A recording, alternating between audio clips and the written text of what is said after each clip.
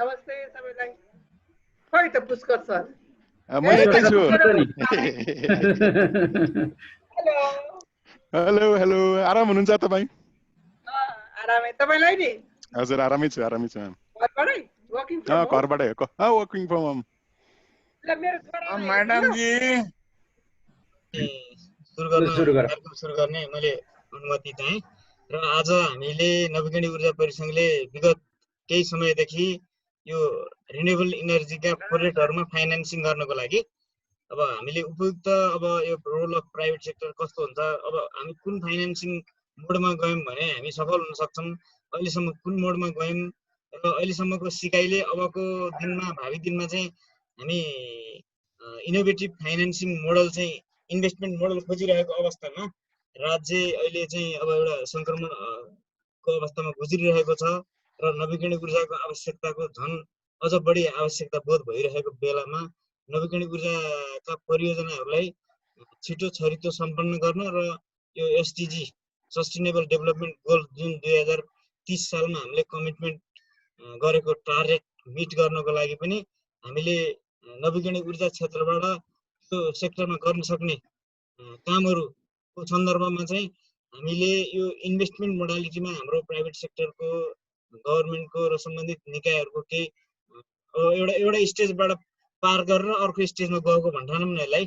अब हामीले अबको दिनमा पछिल्लो दिनमा चाहिँ कुन किसिमको यो मोडालिटीबाट अनुदान हाउसहोल्ड टेक्नोलोजीलाई हामीले कस्तो किसिमको अनुदान दियौं, कसरी दियौं भने छिटो छरितो जान्छ र त्यो प्रोग्राम इफेक्टिभ हुन्छ। अर्को प्रोडक्टिभ इन्ड्युसका प्रोग्रामहरु जुन नवीकरणीय ऊर्जाले चल्ने कारखानाहरु उद्योगहरु कस्ता किसिमकाहरु इम्प्लोयमेन्ट क्रिएसनहरु हामी गर्न सक्छौं त। एउटा सोशल एन्टरप्रेन्योरशिपमा गर्न सकिने कार्यक्रमहरु जुन स्थानीय स्तरमा भएका स्रोतहरु साधनहरु परिचालन गरेर त्यहीको स्थानीय उत्पादनलाई बढाउने र त्यहाँको स्थानीयहरुलाई चाहिँ रोजगारीमा समर्पित गर्ने किसिमका केही प्रोग्रामहरुलाई चाहिँ हामी छुट्टै किसिमको छलफल गर्छौं। र अर्को अहिले हाम्रो विशेष चाहिँ प्रोजेक्ट फाइनान्स र हामीले नवीकरणीय ऊर्जाका प्रोजेक्टलाई अब व्यावसायिक ढंगले लैजानको लागि व्यावसायिक तरिकाले कमर्सियल पाटोबाट पनि हामी अब जानको लागि चाहिँ अहिलेसम्मको सिकाइ के छ, अब हामी कसरी जान सकिन्छ भन्ने विषयमा आज हामीले एसियाली विकास बैंकका पुष्कर मानन्दरज्यूसँग चाहिँ हामी छलफल गर्छौं र यो छलफलको लागि हामीले यो विषयमा कुन तरिकाले गर्छौं, छलफलको आजको एजेन्डा के हुनुपर्ने त्यसमा थोरै प्रकाश पार्नलाई मैले इन्दिरा साक्य म्यामलाई अनुरोध गर्छु र त्यसपछि गणेश शाह सरले प्रकाश गर्नुहुन्छ अनि त्यसपछि हाम्रो पुष्करजीले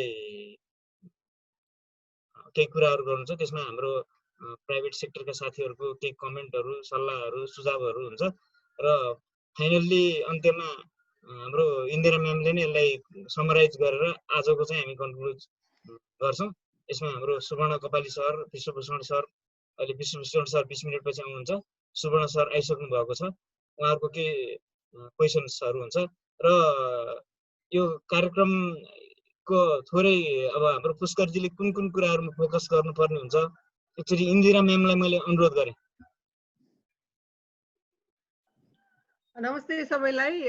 सबभन्दा पहिला त पुष्कर सरले यो रेकनको बारे केही थाहा छ कि छैन हैन?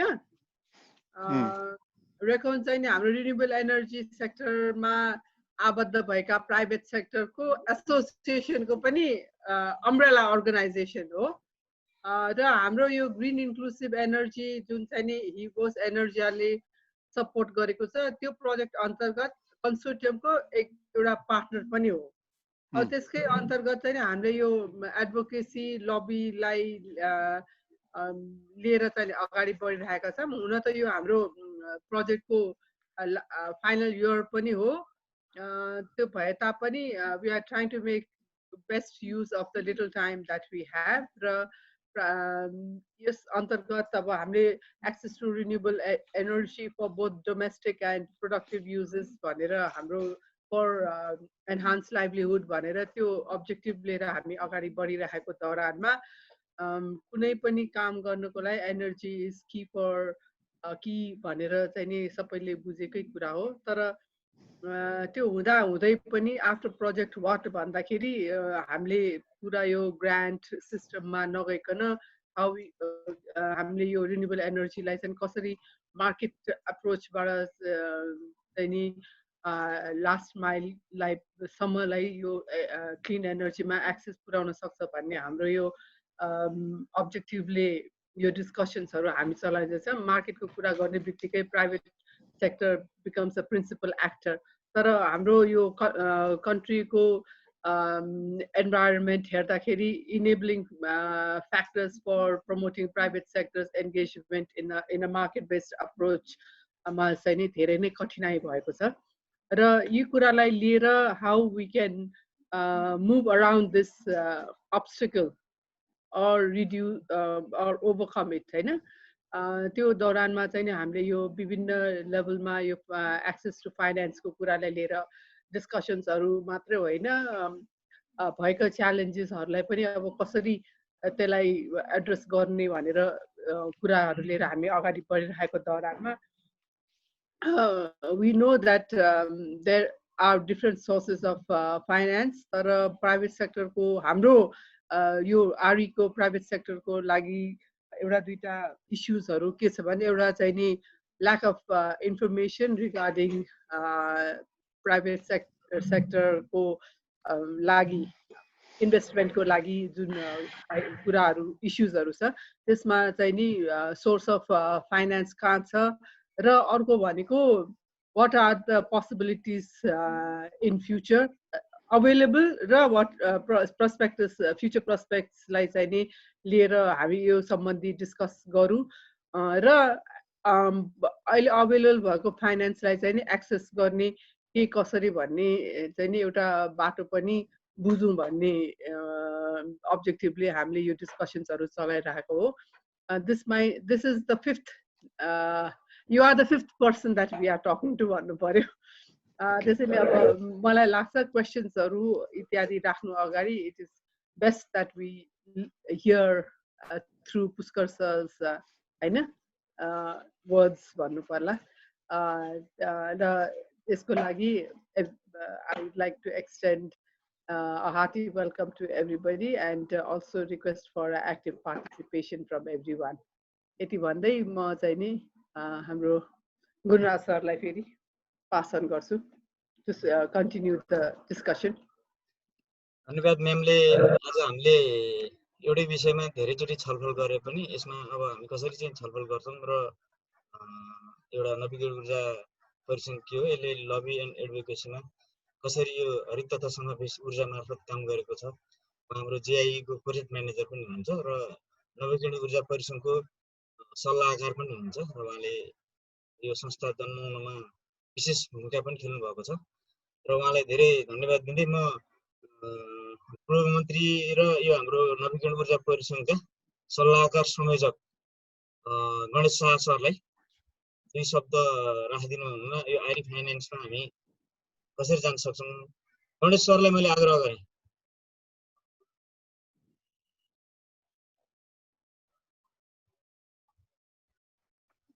मेरो विचारमा गणेश सर निस्किनु भएको छ अहिले। हाम्रो सुवर्ण कपाली होइन, इन्दिराजीले प्रश्न पारिसक्नु भएको छ र तपाईँले पनि प्रश्न पारिसक्नु भएको छ। आज हामी पुष्कर जीबाट के सुन्न सक्छौँ भन्ने कुरा। अब यसमा थप चाहिँ नि एडिबी जस्तो ठुलो संस्थाको आफ्नो सोच र भावी कुनै त्यस्तो कार्यक्रम अथवा चाहिँ नि मार्गनिर्देशनहरू केही छ कि त्यो पनि प्रश्न सुन्न पाए चाहिँ नि हुन्थ्यो होला। हस् त सुवर्ण सर, यति भन्दै म पुष्करजीलाई अब आफ्नो भनाइ राखिदिनु न मैले अनुरोध गरेँ। ओके, सर्वप्रथम धन्यवाद हाम्रो गुणराजजीलाई यो अपर्च्युनिटी प्रोभाइड गरिदिनु भएकोमा। हाम्रा रेकनका मेम्बर साथीहरू, प्राइभेट सेक्टर रिप्रेजेन्टेटिभहरू साथीहरू, हाम्रो इन्दिरा म्याम, पूर्व मन्त्री तथा रेकनका सल्लाहकार हाम्रो गणेश शाहज्यू, जसले चाहिँ हामीलाई जहिले पनि इन्स्पायर गर्नुहुन्छ यस्ता खालको इन्गेजमेन्टहरूमा, र अरू साथीहरूलाई पनि सर्वप्रथम एडिबीको तर्फबाट यो अपर्च्युनिटी प्रोभाइड गरिदिएकोमा एकपटक फेरि धन्यवाद दिन चाहन्छु। म चाहिँ मेरो पर्सपेक्टिभहरू चाहिँ अब यो रिन्युएबल इनर्जी प्रोजेक्ट फाइनेन्सिङहरू भन्ने कुराहरू अब इट्स मोर और लेस स्ट्यान्डर्ड यो स्ट्यान्डर्ड प्रोभिजन्सहरू नै हुन्। अब अलिकति हाम्रो कन्ट्रीको प्रोभिजन अनुसार चाहिँ अलिकति यसलाई टेलरहरू गर्नुपर्ने हुन्छ। हाम्रो यहाँको अपर्च्युनिटिजहरू, ब्यारियर्सहरू र यो रिस्कहरूलाई एक्सेस गरेर त्यसलाई चाहिँ अलिकति टेलर गर्नुपर्ने अब आफ्नै खालको स्पेसिफिक रिक्वायरमेन्टहरू होला। तर कन्सेप्ट भनेको त्यही नै हो। त्यो भएको भएर म यो बेसिक कन्सेप्टतिर जाने भन्दा नि म अलिकति डिफ्रेन्टली मेरो कुराहरू राख्न चाहन्छु।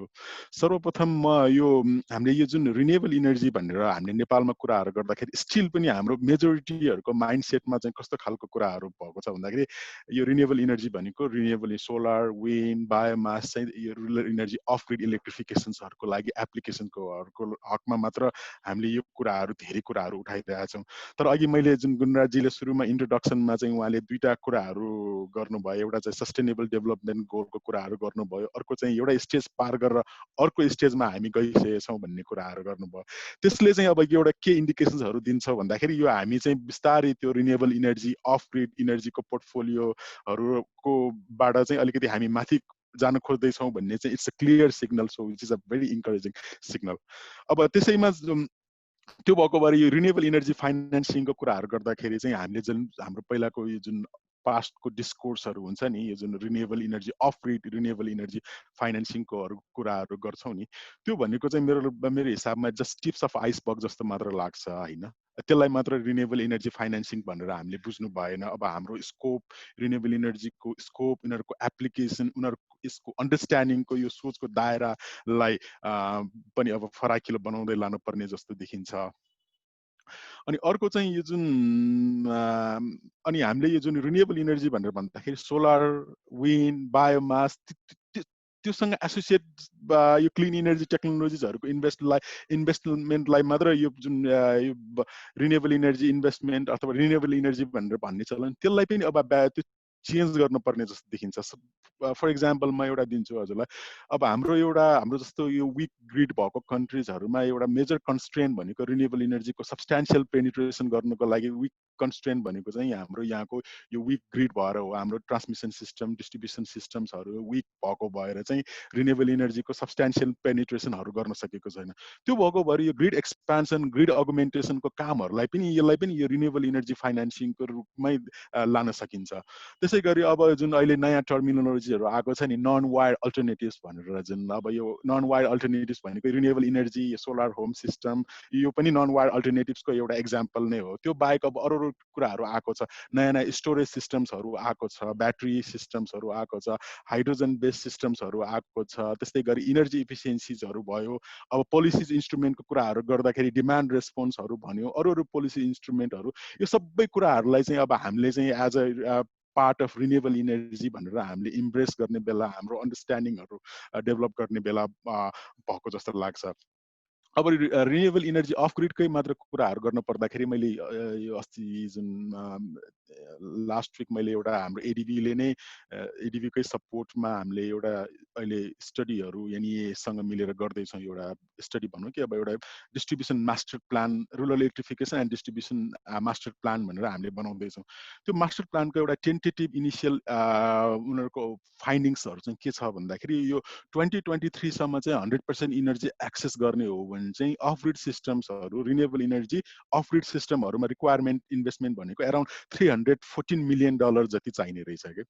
अब 314 मिलियन भनेको अब एक हिसाबमा हेर्दाखेरि धेरै ठुलो एमाउन्ट पनि हो सर्ट टाइममा चाहिने हिसाबमा। तर हामी लङ टर्म हामी प्राइभेट सेक्टरको इङ्गेजमेन्टको कुराहरू गर्दाखेरि चाहिँ अब हामीले जुन पहिला हाम्रो मोडालिटिजहरू, हाम्रो इङ्गेजमेन्टको मोडालिटिजहरू हुन्छ नि, प्रडक्टहरू बेच्ने भन्ने हिसाबमा, त्यो त अब भनौँ न त्यति चाहिन्छ भने पनि त्यो त अब 2-3 वर्ष 4 वर्ष 5 वर्षमा त्यो कामहरू सक्यो भने त के हो भन्ने कुराहरू आयो। त्यो भएको भएर अब हामीले चाहिँ यो 300 मिलियन मैले सानो स्मल एमाउन्ट भन्न खोजेको होइन कि, तर अब हाम्रो पहिला जस्तै यो प्रडक्ट सेन्ट्रिक अथवा प्रडक्ट बेच्ने भन्ने कुराहरू को मेन्टालिटीबाट पनि अब हामीले हाम्रो होराइजनहरू एक्सपान्ड गर्नुपर्ने छ। अब प्रडक्ट बेच्नेबाट चाहिँ इनर्जी सर्भिस बेच्नेतिरबाट हामी जानुपर्छ जस्तो लाग्छ।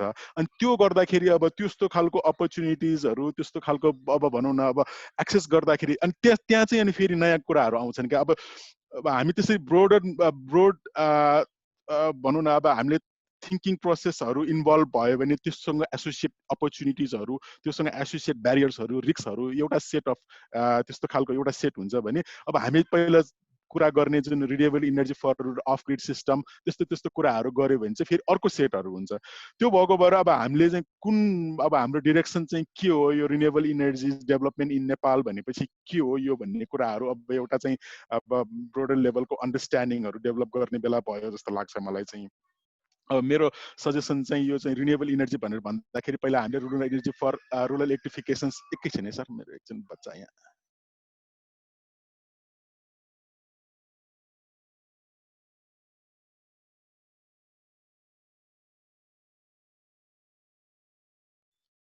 सरी म अलि डिस्टर्ब भयो। त्यो भएको भएर अब जुन हामीले यो जुन अब त्योसँग एसोसिएट अपर्च्युनिटिज र त्यो जुन सबै डिफरेन्सेसहरू हुने भएको भएर अब एउटा खालको अन्डरस्ट्यान्डिङहरू बनाउनु पर्यो। हामीले पनि अब पहिला जुन रिन्युएबल इनर्जी भनेपछि रिन्युएबल इनर्जी भनेको अफ ग्रिड इलेक्ट्रिफिकेसन, सानो स्मल हाइड्रो प्रोजेक्ट 10 देखि 100 किलोवाटसम्मको त्यस्तो कुराहरूबाट त्योबाट अब हामी ग्रेजुएट हुनुपर्छ भन्ने जस्तो लाग्यो। अब त्यो अब त्यो गर्दाखेरि अब हामीले अब वी एज अ भनौँ न अब एडिबी जस्तो पार्टनर्सहरूले गर्ने काम भनेको पनि त्यही नै हो जस्तो लाग्छ मलाई। अब यो भनौँ न अब माइक्रो हाइड्रो पहिला रिन्युएबल इनर्जी चाहिँ अब यो जुन अफ ग्रिड एप्लिकेसन्सहरूको लागि एक हिसाबमा त मेन स्ट्रिमिङ भइसकेको छ नि, तर त्यो इनोभेसन्सहरू बेस्ट प्र्याक्टिसेसहरू अब त्यो भनेको चिजहरू त कन्टिन्युस प्रोसेस हो। एक हिसाबमा त्यो त हाम्रो सिस्टमहरूमा अब मेन स्ट्रिमिङ भइसकेको कुराहरू नै हो। तर अब त्यसको एप्लिकेबिलिटिज, त्यसको भनौँ न अब रिलिभेन्सेसहरू, त्यसको स्कोप अन्डरस्ट्यान्डिङहरू अब वाइडनिङ गर्ने कामहरू भनेको चाहिँ अब यो डेभलपमेन्ट पार्टनर्सहरू जस्तै एडिबी, वर्ल्ड ब्याङ्कहरूको एक कामहरू चाहिँ त्यो हो जस्तो लाग्छ मलाई। अब त्यो भएको भएर अब यसमा त्यो गर्दाखेरि मैले धेरै अपर्च्युनिटिजहरू पनि देखेको छु होइन। अब यस्तो अब सबैभन्दा ठुलो अपर्च्युनिटिज भनेको रिन्युएबल इनर्जी टेक्नोलोजिजहरू, स्पेसली अब सोलर र विन्ड भन्दा नि सोलरमा चाहिँ अब यो एकदम ऱ्यापिड यो उनीहरूको कस्टहरू घटेको भएर उनीहरूको प्राइसहरू पनि घटिरहेको छ। अब 2010मा एराउन्ड 30-40 सेन्टहरू पर किलोवाट अब थियो भने अब अहिले आएर एभरेजमा अब 5-6 सेन्टमा आइसकेको छ। यस्तो ड्रास्टिकली यो प्राइसेसहरू घट्दाखेरि त्यसले अपर्च्युनिटिजहरू ल्याउने स्वाभाविकै भयो। अनि अर्को आएर चाहिँ अब नेपाल जस्तो ठाउँहरूमा चाहिँ अब हाम्रो अहिले लोड सेडिङ छैन भनेर भन्दाखेरि पनि अब हाम्रो डिमान्ड प्रोफाइलहरू हेर्ने हो भने रिजन सब अब यो रिजनल कम्पेरिजन गर्ने र स्ट्याटिस्टिकल इभिडेन्सेसहरू हेर्ने हो भने अरू डेभलपिङ कन्ट्रिजहरूको तुलनामा हाम्रो पर क्यापिटा इलेक्ट्रिसिटी कन्जम्सन स्टिल धेरै नै कम छ। अब अरू डेभलप कन्ट्री पनि हेर्नु परेन, इन्डियाकै मात्र कुराहरू गर्दाखेरि इन्डियाको र हाम्रो हेर्दाखेरि अझ धेरै हाम्रो छ। त्यो भएको भएर त्यसले चाहिँ के सजेस्ट गर्छ भन्दाखेरि हाम्रो ग्रो गर्ने ठाउँ चाहिँ स्टिल देयर आर सफिसियन्ट मतलब स्पेस टु ग्रो भन्ने कुराहरू भयो। त्यसले गर्दाखेरि चाहिँ हाम्रो डिमान्डहरूकोमा अब भनौँ न अहिले तुरुन्तै ग्रो गर्न नसकेला। अब त्यसको चाहिँ म पछि आउँछु, यो जुन प्रोडक्टिभ इन युजकोसँग म पछि लिङ्क गरौँला। अब यो डिमान्डहरू इन्क्रिजिङ डिमान्डहरू अभियसली त्यो डिमान्डहरू इन्क्रिज भइहाल्छ। अब त्यो सँगसँगै अब भनौँ न अब अघि मैले जुन नन वायर अल्टरनेटिभ्सको कुराहरू गरेँ नि, जस्तै ब्याट्री स्टोरेज टेक्नोलोजीहरूमा ब्रेक थ्रुहरू भइरहेको छ, नयाँ नयाँ इनोभेसन्सहरू भइरहेको छ। त्यो उनीहरूको technological innovations in terms of उनीहरूको प्राइसहरू आफै घट्दैछ।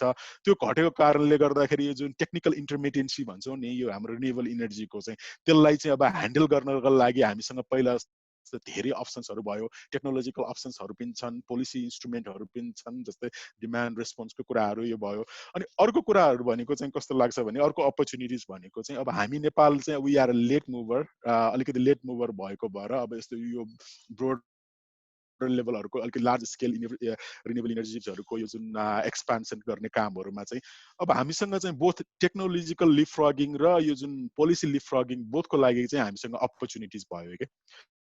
अब हामीले चाहिँ पहिलाको जुन 1990sहरूमा जर्मनीले त्यो जुन सोलरहरू प्रमोट गर्दाखेरिको त्यो टेक्नोलोजिजहरू हामीले अहिले एडप्ट गर्नुपर्छ भन्ने पनि भएन। हामीले अहिले त लेटेस्ट हिजो भर्खर डेभलप भएको टेक्नोलोजी आज युज गर्न पायो भन्दाखेरि टेक्नोलोजी लिपफ्रगिङ भनेको त्यो भयो। त्यसै गरी पोलिसी लिपफ्रगिङको अब अगेन जर्मनीकै कुराहरू गर्न पर्दाखेरि जुन फिड इन ट्यारिफको कुराहरू गयो, अब feed in tariff more or less absolute जस्तो हुन थालिसक्यो, अब मोर रिभर अक्सनिङ त्यस्तो कुराहरू भयो। अब त्योबाट लेसन्स लर्न गरेर हामी त्यस्तो फिड इन ट्यारिफबाट नगइकन एकैचोटि रिभर्स अक्सनिङको कुराहरू अरू पोलिसी इन्स्ट्रुमेन्टहरूमा पनि लिपफ्रगिङ गर्ने अपर्च्युनिटिजहरू भयो।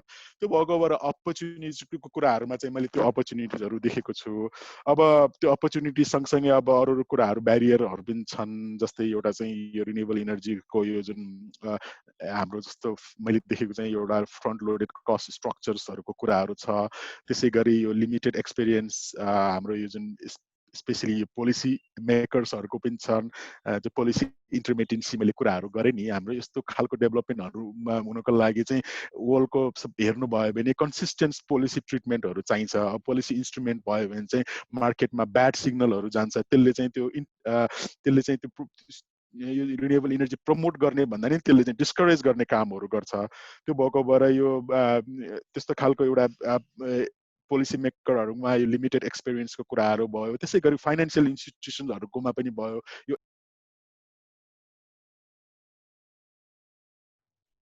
आवाज सुनिएन सर। हेलो हेलो सुनिए हजुर सुनिए सर। म त सरी है, म त यहाँ धेरै बेर म्युट भयो क्या, म त अघिदेखि बोलै थिएँ। सरी यहाँ म्युट भएछ। अघि म कहाँ पुगेको थिएँ गुणराजी?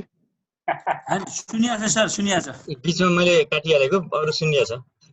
ए हो, म त अघि मैले एकछिन म्युट गरेको थिएँ, त्यो बेलादेखि नै सुनिएन कि भनेर। हैन सुनिया छ। मैले अपर्च्युनिटिजको कुराहरू गरेको सुन्नु भएको छ है? ए ल ओके ठिक छ। त्यो भएर अब अनि अर्को चाहिँ यो जुन फाइनेन्सियल इन्स्टिट्युसन्सहरूको पनि ब्यारियर्सहरू भयो। अब त्यही ब्यारियरले गर्दाखेरि यो जुन फाइनेन्सियल एक्सेस टु फाइनेन्सियलको कुराहरू त्यही ब्यारियरभित्र आयो। अनि आएर अब त्यसै गरी डेभलपमेन्ट अब डेभलपर्सहरूको रिस्कहरू भयो, अफटेकर रिस्कहरू भयो। अफटेकर भन्नाले अब ठुलो स्केलको कुराहरू गर्दाखेरि युटिलिटिजहरू एनिएको जस्तो युटिलिटिजहरूको कुराहरू आउँछ भने अब जुन हामीले एकदम रिमोट अफ ग्रिड सिस्टमहरू बनाउँदाखेरि कम्युनिटी भनेको नि एक हिसाबमा मेरो हिसाबमा चाहिँ अफटेकर नै भयो क्या। अब त्यो भएको भएर कम्युनिटिजहरूले त्यो चिजहरू राम्रोसँग त्यो ग्यारेन्टिड इनर्जीहरू लिन सक्ने त्यस्तो अवस्था भएन भने त्यो पनि अब अनसर्टिनिटिजहरू भयो, त्यसले नै ब्यारियरहरू क्रिएट गर्ने भयो। अब मैले टेक्नोलोजी इन्टरमिडियन्सको कुराहरू गरिहालेँ। अब अनि अर्को चाहिँ यो जुन रिस्कको कुराहरू गर्न पर्दाखेरि चाहिँ मैले मेरो अनुभवमा चाहिँ के छ भन्दाखेरि मैले अब एउटा एक्जाम्पल नै दिन्छु, रियल टाइम एक्जाम्पल नै दिन्छु। हामीले अहिले एइपिसीसँग यो सासेक पावर सिस्टम एक्सपान्सन भन्ने प्रोजेक्टहरू इम्प्लिमेन्ट गर्दैछौँ। त्यसमा चाहिँ एउटा ठुलो कम्पोनेन्ट एनिएको छ अनि अर्को एउटा सानो कम्पोनेन्ट चाहिँ एइपिसीको पनि छ। त्यो एइपिसीको कम्पोनेन्टको स्ट्रक्चरिङहरू हेर्नुभयो भने त्यसमा हामीले एडिबीबाट ग्रान्ट पनि दिएको छ, ग्रान्ट पैसा पनि छ, 11.2 मिलियन ग्रान्ट पनि दिएको छ।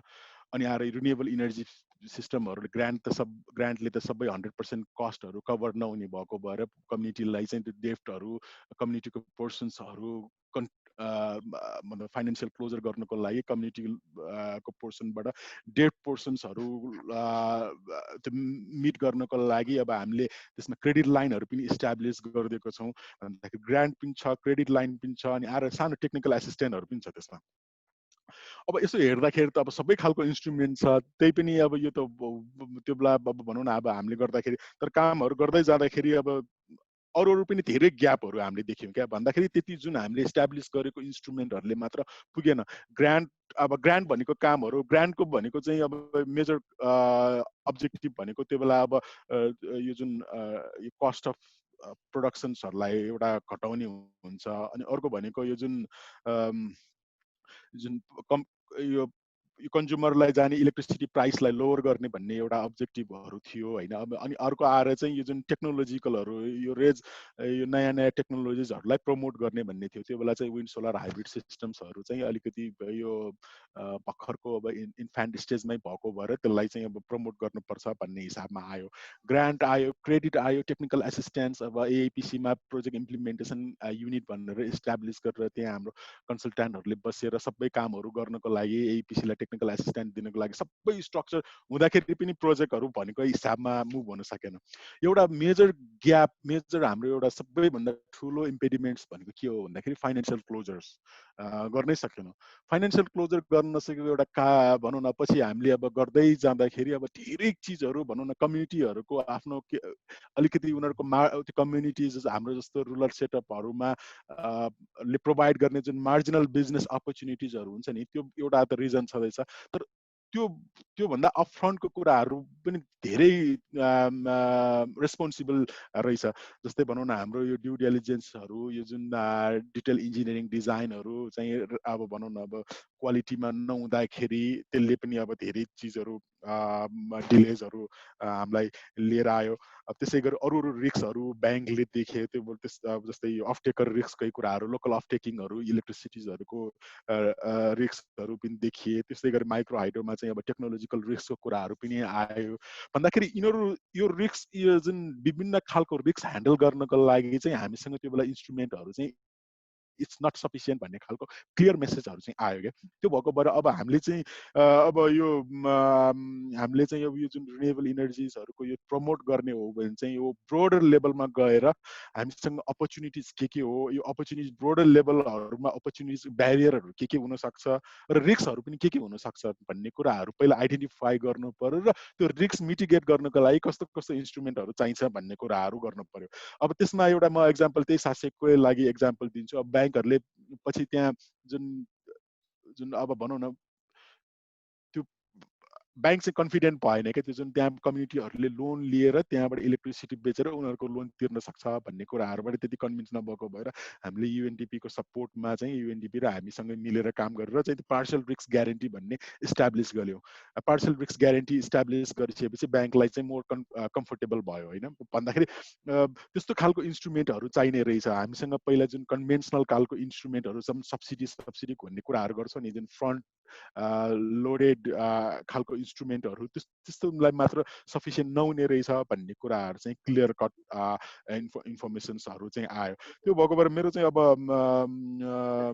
अहिले मेरो भनाइ चाहिँ यही टुङ्गाउँछु, अलिकति मोर ब्रोडन गर्नु पर्यो। अनि ब्रोडन गरिसकेपछि त्यस्तो खालको त्यो ब्रोडन त्यो हामी अब त्यसमा फिट हुनुको लागि कस्तो कस्तो खालको इन्स्ट्रुमेन्टहरू चाहिन्छ, देन त्यो आइडेन्टिफाई गरिसकेपछि फेरि यो चिज भनौँ न, नेपाल जस्तो ठाउँहरूमा यो भन्नासाथ तुरुन्त हुने होइन। यो चिजहरू धेरै टाइम लाग्छ, धेरै अवेरनेसहरू डिफ्रेन्ट लेभलहरूमा गर्नुपर्छ।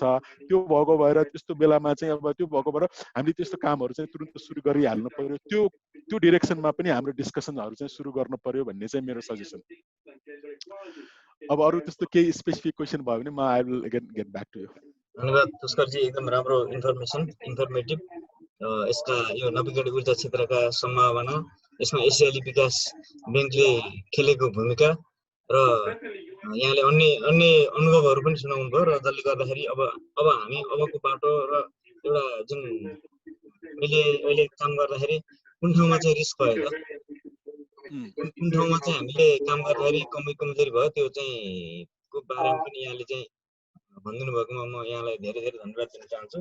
र अब हामीले पक्कै पनि एउटा इन्भेस्टमेन्ट मोडलको हिसाबमा चाहिँ जुन अहिले हामीले गरिसकेका प्र्याक्टिसहरूमा, अहिले भएका संरचनाहरूमा अब हामीले के कस्तो सुधार गरेर कुन किसिमको तरिकाले चाहिँ हामी अगाडि बढ्यौँ भने जुन अब एडिबीको सासेक भनौँ अथवा वर्ल्ड ब्याङ्कको मिनिग्रेड प्रोग्राम भनौँ अथवा अन्य सङ्घ संस्थाहरूका कार्यक्रमहरूमा चाहिँ हामीले एउटा इफेक्टिभली कार्यक्रमकै अनुसार चाहिँ जस्तो ब्याङ्कले चाहिँ रिस्क लिन सकेन, पुग्न सकेन, जान सकेन भन्ने कुरा आयो नि त। त्यसमा चाहिँ ब्याङ्कलाई हामीले कसरी गराउन सक्छ, त्यो बिचमा चाहिँ प्राइभेट सेक्टर हुन सक्थ्यो नि त। डाइरेक्ट समुदायकोमा जाँदा अथवा एकैचोटि रुकुमको प्राइभेट सेक्टर हामीले खोज्न थाल्यौँ कि के भयो भन्ने किसिमको अहिले एनालाइसिस गरेर छलफल गरेर हामीले यो अहिले जुन डिस्कसन सुरुवात गर्छौँ, आशा लाग्छ यसको अन्त्यमा हामीले चाहिँ पक्कै पनि एउटा समाधान निकाल्छौँ होला। र यसमा यी हाम्रा कार्यक्रमहरूमा सहभागी हुनलाई र अन्य उयोहरू गर्नलाई म पुष्करजीलाई आग्रह पनि गर्छु, धन्यवाद दिन चाहन्छु। र हाम्रो पूर्व मन्त्रीज्यू गणेश शाह सर र नवीकरणीय ऊर्जाका सल्लाहकार संयोजकज्यू पनि आइसक्नु भएको छ।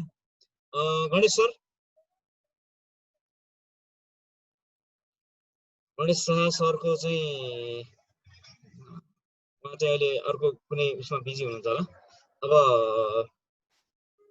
म हाम्रो पुष्करजीले जुन अहिले विचार राख्नुभयो त्यसमा चाहिँ प्रश्नहरू राखिदिनु हुनको लागि, यसमा क्वेसन गरिदिनु हुनको लागि हाम्रो कृष्ण प्रसाद देवकोटा एनएमएचडीए का निवर्तमान अध्यक्ष, माइक्रो हाइड्रो उद्यमी र यो नवीकरणीय ऊर्जा क्षेत्रका र हाम्रो नवीकरणीय ऊर्जा परिसङ्घका सदस्य पनि हुनुहुन्छ। कृष्ण देवकोटा सरलाई म क्वेसन राख्नलाई अनुरोध गरेँ। धन्यवाद गुणराजी। फेरि पनि सबैलाई नमस्कार। पुष्कर सरले धेरै कुराहरू यसमा भनि नै हाल्नुभयो। अहिलेको मेजर चिज भनेको हामीले 20 वर्ष अगाडि नवीकरणीय ऊर्जाको हिसाबमा जुन पोलिसी बनाउँथ्यौँ हामी त्यसैमा हिँडिरहौँ। अहिलेको सबभन्दा ठुलो ड्रब्याक भनेको मेरो विचारमा चाहिँ यो चिजलाई नै चेन्ज गर्नुपर्छ। अघि पुष्कर सरले पनि भनिहाल्नुभयो। अबको उसमा चाहिँ हामीले दुईटा चिज बनाएर जानुपर्छ होला। एउटा अपग्रिडको लागि कसरी जाने र अनग्रिडको लागि कसरी जाने। अहिले अनग्रिडमा चाहिँ जस्तै रिन्युएबल इनर्जी टेक्नोलोजीलाई अलिकति स्केल अप गर्नलाई त सधैँ रिमोटमा गएर अपग्रिडमा मात्रै गएर त हामी गर्न सक्दैनौँ। भनेपछि यसको पोलिसीमा नै हामीले मेजर चेन्ज गर्नु पर्यो। र अब पुष्कर सरले भनिहाल्नु, किनभने अहिले त यो रिन्युएबल इनर्जीको अप स्केलिङ गर्नलाई त एडिबी भन्दा ठुलो जानकार संस्था त अरू छँदै नै छैन। र एडिबीलाई के पनि धन्यवाद दिनुपर्छ भने यो उसमा चाहिँ सोलरलाई चाहिँ 90% सब्सिडी दिएर मिनी ग्रिडमा गराउने कामको इनिसिएसन वास्तवमा एडिबीले नै सुरु गर्यो। र अहिले त नेपाल सरकारले पनि कुरुकुरु त्यही लाइनमा चाहिँ 90% सब्सिडीमा गयो। 90% सब्सिडीमा जाँदा जाँदै पनि एक दुईवटा अनुभवले पुष्कर सरले अघि पनि भनिहाल्नुभयो, एक दुईवटा समस्या चाहिँ अझै पनि देखियो। एउटा चाहिँ ओनरसिपको समस्या। अब अर्को चाहिँ 10%मा पनि कसले पैसा राख्न त फेरि कम्युनिटीलाई 10%, करोडौँमा 10% हुँदा त त्यही पनि ठुलो हुन जाँदो रहेछ। भनेपछि यो चिजलाई चाहिँ कसरी जाने भन्ने चिजमा चाहिँ हामीले अझै इन्स्टिट्युसन चाहिँ कुनै, अब अघि गुन्डा सरले भन्नुभयो जस्तो चाहिँ नि इन्स्टिट्युसन, अब प्राइभेट इन्स्टिट्युसनलाई लिएर जाने हो कि अब ब्याङ्कलाई जानलाई पनि गाह्रै छ नि। रिस्क त अब तिर्न त पे ब्याक त हुनु पर्यो। कम्युनिटीको जुन एकदमै फिक्स ओनरसिप अथवा इन्टिटी नभएको केसमा त ब्याङ्क डराउनु पनि स्वाभाविकै भयो। र भोलि नउठेका केसहरू प्रशस्तै छन्। माइक्रो हाइड्रोकै केसहरू हेऱ्यो भने पनि जहाँ चाहिँ त्यो अब आज एउटा अध्यक्ष हुनुहुन्छ, भोलि 2-4 दिन ऊ चाहिँ अर्कोतिर लागिसकेपछि त्यसले चाहिँ इन्स्टिट्युसनलाइजेसन हुन सकेन। त्यसले गर्दा यस्ता चिजहरू समस्या आएका हुन्।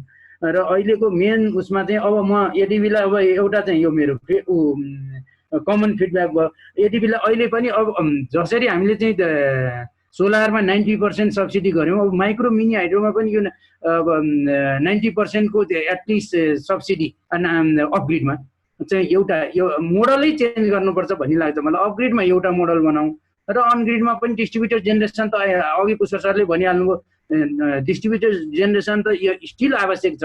यहाँदेखि लिएर चाहिँ गाउँ गाउँसम्म जाँदाखेरि त एनएको लसेस त धेरै नै छ। त्यो लसेसलाई कम गर्न 22 किलोवाटको माइक्रो हाइड्रो जोड्दा त 10 भोल्ट चाहिँ सिस्टममा अपग्रेड हुँदो रहेछ भने हामीले ठाउँ ठाउँमा डिस्ट्रिब्युटर जेनेरेसन गराउन सक्यो भने त यसको उपायता त धेरै नै हुन्थ्यो।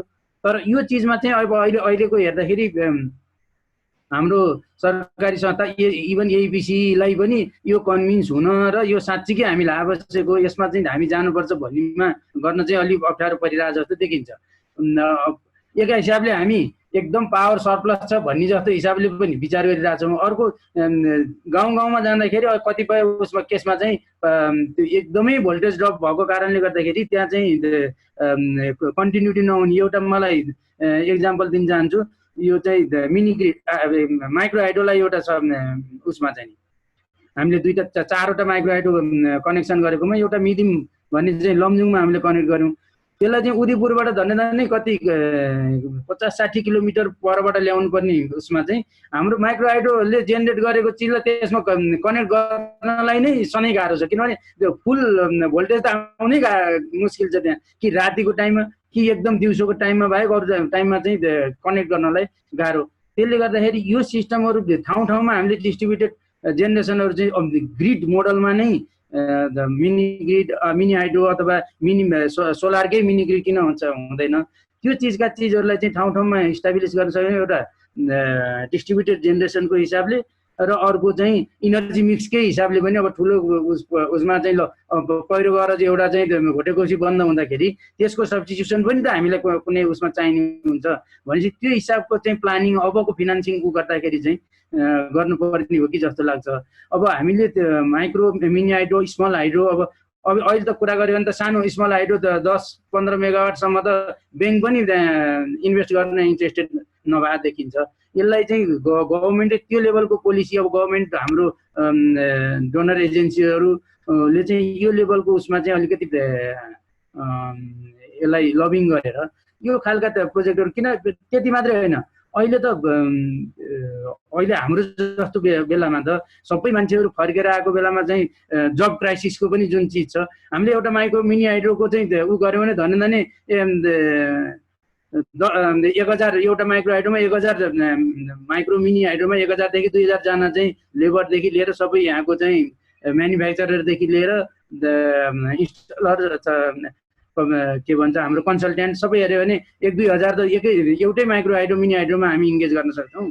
र कृषिलाई जोड्ने जुन गभर्मेन्टले यो कृषिलाई चाहिँ यत्रो ठुलो प्राथमिकता दिइरहेको बेलामा हामीलाई ऊर्जा त आवश्यक छ, सिँचाइको लागि लिफ्ट इरिगेसनै होला अथवा कति केसमा चाहिँ स्टोरेजको कुरा र कोल्ड स्टोरेजको कुराहरू होला। यी चिजहरूलाई इन्टिग्रेट गर्ने हिसाबले चाहिँ सफ्ट लोन प्रोभिजन र मलाई चाहिँ अहिले यतिखेर के लाग्छ भने हाम्रो अब नयाँ सिस्टममा आएको हिसाबले चाहिँ स्थानीय सरकार रिस्पोन्सिबल एउटा इन्स्टिट्युसन हामीलाई नभइरहेको अहिलेको हाम्रो फिडब्याक र स्थानीय सरकार चाहिँ बढी स्ट्रङ भएर आइरहेको उसमा चाहिँ स्थानीय सरकार अब प्राइभेट सेक्टर को चाहिँ अब स्थानीय जनता पनि मिलेर अब हाम्रो सरकारले पनि भनिरहेको छ हरेक गाउँ चाहिँ हरेक बस्ती ऊर्जा बस्ती हरेक घर ऊर्जा घर त्यो हिसाबको उसलाई लग्नलाई चाहिँ हामीले साना साना एकैचोटि ठुलो प्रोजेक्ट गर्यौँ भने त अझै पनि हामी 8-10 वर्ष कुर्नै पर्छ।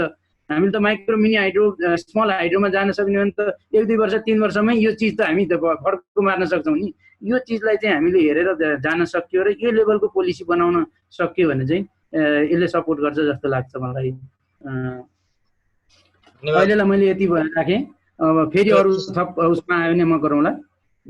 देवकोटा सरले सानो अहिले यो कोरोनाको कहरले गर्दाखेरि ठुला इन्भेस्टमेन्ट गर्दा ठुल्ठुला बिजनेस कम्पनीहरू समेत धरापमा परेको हिसाबले अहिले विदेशबाट मान्छेहरू समेत फर्केर नेपालमा आएको अवसरमा अहिले यही नेपालमा पनि अन्य रोजगारीमा भएको युवाहरूलाई समेत समेटेर रोजगार सिर्जनाको लागि पनि र अन्य हिसाबले पनि छिटो छरितो बनाउनमा चाहिँ साना तथा मिनी जलविद्युतमा चाहिँ यो एसियाली विकास ब्याङ्कले पनि सहयोग गर्नु पर्यो र सम्बन्धित निकायले पनि सहयोग गर्यो भने हुन्छ भन्ने समेत सुझाव समेतको कुरा अब हाम्रो पुष्कर सरले नोट गर्नु होला।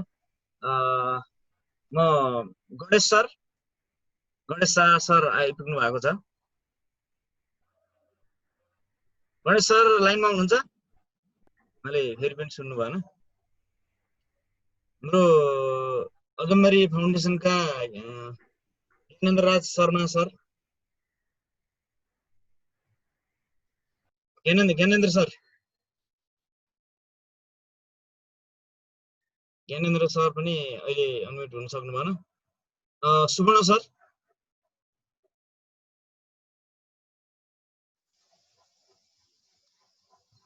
ज्ञानेन्द्रजीले बोल्न खोज्नु भएको जस्तो छ, उहाँलाई एकचोटि फेरि गरौँ। ज्ञानेन्द्र सरको हजुर होइन, अब यहाँ सबै कुरा आइसके, धेरै राम्रो कुराहरू आए। अब यहाँ मेरो त्यस्तो नयाँ थप यहाँ अहिले भइरहेको कुराहरूमा किन्सरको कुरा पनि आयो होइन, एकदम स्ट्रङली। अब अहिलेको कोभिड पछिको कन्टेक्स्टमा चाहिँ अलिकति यी कुराहरूमा ध्यान दिनुपर्छ। अब मेरो धेरै अरू छैन। सुवर्ण सरले थप्नु होला। धन्यवाद। सुवर्ण सरले थप्नु होला। हजुर धन्यवाद। सुरुमा म पुष्करजीसँग एउटा थप केही जानकारी पाइन्छ कि भनेर आशा गर्दछु। यो जुन rural electrification and distribution master प्लानसँग सम्बन्धित जस्तो अब यो हामीले बुझ्दाखेरि यो भनौँ न प्राविधिक इन्फ्रास्ट्रक्चर कसरी विस्तार गर्ने मात्रै कुरा पक्कै होइन, त्यसलाई कसरी गर्ने त, कुन चाहिँ प्लेयरहरूले गर्ने होइन, त्यसमा चाहिँ प्राइभेट सेक्टर चाहिँ छ कि छैन, प्राइभेट सेक्टरलाई यसमा कसरी हेरिया छ, कस्तो खालको प्राइभेट सेक्टरलाई हेरिया छ, र प्राइभेट सेक्टरको इन्भेस्टमेन्ट तपाईँको फाइनेन्सिङ र उनीहरूको चाहिँ रोल्स एन्ड रेस्पोन्सिबिलिटिजहरू पनि यसमा आउँछ कि आउँदैन होइन, त्यो कुरा अलिकति जान्न पाएदेखि हामीलाई अझ सजिलो हुने थियो यो प्राइभेट सेक्टरलाई अगाडि जानलाई। अब यो अर्को चाहिँ नि यो अब फेडरल लेभलको मा बनेको होला, अनि यो प्रोभिन्सियल लेभलमा पनि यो सबै इन्टिग्रेट भएर एउटै आउने हो कि प्रोभिन्सियल लेभलमा छुट्टाछुट्टै हुने हो कि के हो होइन, त्यो पनि थाहा पाउन पाऊँ। अब मुख्य रूपमा मैले एउटा कुरा मात्रै भन्छु, अब यो पुष्करजी र हाम्रो सरले दुवै कभर चाहिँ गर्नु भएको छ होइन। अब जस्तो यो अफ ग्रिड सिस्टमहरूको जुन कुरा पनि आयो, अब मलाई चाहिँ यो र पुष्करजीले चाहिँ अब यो पुरै सेक्टर भनौँ अथवा पुरै मार्केटलाई चाहिँ नयाँ ढङ्गले नयाँ प्याराडाइमबाट हेर्ने एउटा समय आइसकेको छ। अब हामीले त्यसरी हेर्न पर्छ भनेर जुन क्लियरली आइसकेपछि सहिलो भयो यो कुरालाई अगाडि बढाउन। मैले पनि के भन्छु भन्दाखेरि अहिलेको हाम्रो समय भनेको यो धेरै अगाडि होइन, 5 वर्ष अगाडिको रिन्युएबल इनर्जी र आजको हेर्ने हो भने चाहिँ तपाईँको मार्केट ल्यान्डस्केप फरक छ, धेरै अगाडि हामी गइसकेका छौँ। एउटा कुरालाई मैले कहाँ जोड्छु भने जस्तो ग्रिडको एक्सेस होइन, अब एनइएकै डाइरेक्ट आफ्नै रिपोर्टिङहरूमा पनि अब 70% नागिसक्यो भन्ने छ, अनि रिन्युएबल इनर्जीबाट अहिलेसम्म गर्दाखेरि त अब रिपोर्ट अनुसार फरक पनि छ, तर 90% नागिसक्यो, 92% पुगिसक्यो भन्ने कुराहरू आइराखेको छ। भन्नाले अब हामीले बिजुली भन्ने चिज नै हेर्न नपाएको जनसङ्ख्या अब थोरै बाँकी छौँ हामी, तर अब त्यो थोरै बाँकी छ भनेर चाहिँ झन् बस्ने अवस्था होइन कि त्यो थोरैलाई कसरी पुर्याउने भन्ने झन् ठुलो चिन्ता र च्यालेन्ज हुँदो रहेछ। त्यसो कारणले गर्दाखेरि त्योलाई चाहिँ हामीले च्यालेन्जकै रूपमा लिनुपर्छ र उत्तिकै महत्त्वका साथ नै नेसनल पोलिसी लेभलमा र प्रोग्राम लेभलमा ल्याउनु पर्दछ होइन। अब त्यति भन्नै पनि के हो भन्दाखेरि एउटा चाहिँ त्यो 8-10 अथवा चाहिँ 15% भनौँ, त्यति पर्सेन्टको चाहिँ एउटा मार्केट सेगमेन्ट बाँकी छ जहाँ चाहिँ एक्सेसकै पनि प्रब्लम छ, हामीले चाहिँ एउटा बिजुली बत्ती पनि बाल्न सकिरहेको छैनौँ। अब अर्को चाहिँ नि यस्तो अपर्च्युनिटी आयो कि यो ग्रिडसँग इन्टिग्रेट गरेर अथवा चाहिँ मार्केट सेन्टरहरूमा चाहिँ नि अरू इनर्जी जेनेरेट गरेर यसलाई कमर्सियल्ली अगाडि बढाउने सम्भावनाहरू, इन्भेस्टमेन्ट गर्ने सम्भावनाहरू अगाडि आइसकेको छ। त्यसले गर्दाखेरि त्यो दुईटालाई अब हामीले चाहिँ फाइनेन्सिङ को सन्दर्भमा सोच्दा अथवा चाहिँ प्राइभेट सेक्टरको चाहिँ रोलको सन्दर्भमा सोच्दाखेरि चाहिँ अब हामीले छुट्टै हिसाबले चाहिँ हेर्नुपर्छ जस्तो मलाई लागिरहेछ। मलाई चाहिँ नि कस्तो लागिरहेछ भने यो एक्सेस नै नपुगेको ठाउँमा जहाँ चाहिँ नि यो प्राइभेट सेक्टर गएर सामान सप्लाई गर्छ, इन्स्टलेसन गर्छ, अरू सर्भिसहरू दिन्छ र त्यहाँको जनताले चाहिँ नि अब उनीहरूलाई चाहिँ नि आफ्नो थुप्रो मान्छे मिलेर अलिकति गरेर चाहिँ तपाईँको इन्भेस्टमेन्ट क्यापिटल जम्मा गर्नुपर्छ र उनीहरूलाई चाहिँ नि यसलाई कसरी सञ्चालन गर्ने होला भन्ने यावत चाहिँ सबै चिन्ता लिएर चाहिँ उनीहरूले काम गर्नुपर्छ भन्ने।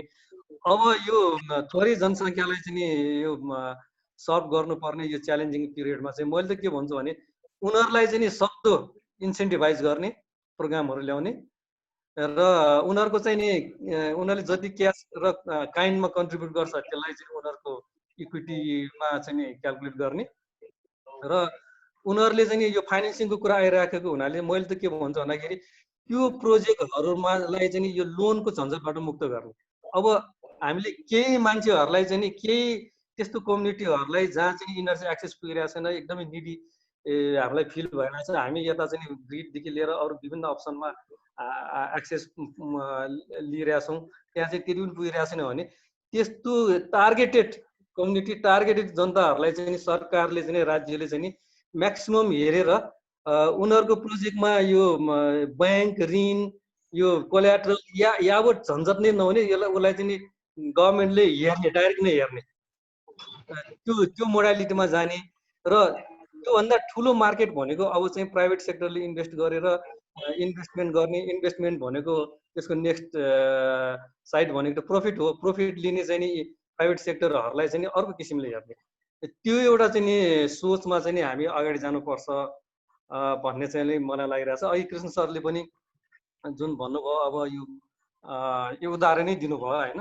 त्यो खालको कम्युनिटीहरूलाई चाहिँ नि अब हामीले चाहिँ नि उनीहरूलाई टेक्निकल्ली क्यापेसिटेट गर्नु पर्यो। उनीहरूलाई चाहिँ नि उनीहरूलाई म्याक्सिमम उनीहरूले आफू सक्दो चाहिँ राख्नलाई इन्करेज गर्नु पर्यो। तर उनीहरूले चाहिँ नि उनीहरूलाई चाहिँ नि राज्यले हेर्नु पर्यो। अब त्यसलाई छुट्टै मार्केटको रूपमा हेर्ने। त्यो मार्केटमा काम गर्ने प्राइभेट सेक्टरलाई त्यो जो कोही चाहिँ जान त्यहाँ सक्ने प्राइभेट आँट गर्दैन। प्राइभेट सेक्टरले त्यतिकै लगानी गर्दैन। त्यो लो ह्याङ्गिङ फ्रुटमा काम गर्ने हो प्राइभेट सेक्टरले। त्यस्तो ठाउँमा जाने भनेको प्राइभेट सेक्टरलाई अनि छुट्टै इन्सेन्टिभाइज कसरी गर्ने प्राइभेट सेक्टरलाई पनि त्यो त्यहाँ काम गर्न जाने प्राइभेट सेक्टर। र अनि यो मार्केटमा काम गर्न सक्ने एरियाहरूमा चाहिँ नि त्यहाँ चाहिँ नि यो प्राइभेट सेक्टरको चाहिँ नि यो इन्भेस्टमेन्ट क्यापिटलहरू जुटाउनलाई चाहिँ उसको फाइनेन्सिङ क्लोजरको कुरा आयो। फाइनेन्सिङ क्लोजरमा जानलाई चाहिँ नि यो लोनको चाहिँ नि सुविधाहरू चाहिँ नि अब लोनको सुविधामा धेरै कुरा गर्नुपर्छ जस्तो मलाई लाग्दैन कि यो सिम्प्लिफाइड गरेर सोच्नुपर्छ। हामी धेरै जस्तो अवस्थामा कम्प्लिकेटेड गरिरहेछौँ कि कुराहरू। एउटा प्राइभेट सेक्टरलाई चाहिँ चाहिएको भने चाहिँ उसलाई चाहिँ कोल्याट्रलको टेन्सन हुन्छ। कोल्याट्रलमा अलिकति सजिलो बनाइदिने।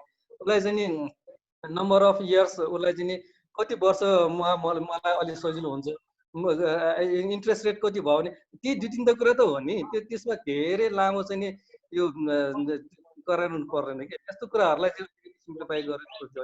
अनि अर्को चाहिँ उसको रिस्क म्यानेजमेन्ट, रिस्क मिटिगेसन। उसको विभिन्न चाहिँ तपाईँको सोसियलदेखि लिएर इकोनोमिक तपाईँको फाइनेन्सियल टेक्निकल यावत रिस्कहरू हुन्छ। पोलिसी रिस्क पनि हुन्छ। पोलिसी फ्याक्टर चेन्ज भइदिन्छ के हुन्छ। ती कुराहरूलाई चाहिँ नि गर्नलाई चाहिँ कसरी सपोर्ट गर्ने त्यो लाइनमा चाहिँ अनि यतातिर सोच्न सकिन्छ। त्यसमा चाहिँ नि यो इनर्जी एक्सेसको प्रब्लममा बसिरहेको कम्युनिटीलाई त्यहाँ मिसाउनु हुँदैन। उनीहरूलाई चाहिँ त्यो सबै कुराबाट मुक्त गर्नुपर्छ। र पछि त्यहाँ चाहिँ मार्केट डेभलप भएपछि त्यहाँ पनि फेरि आउँछ होइन।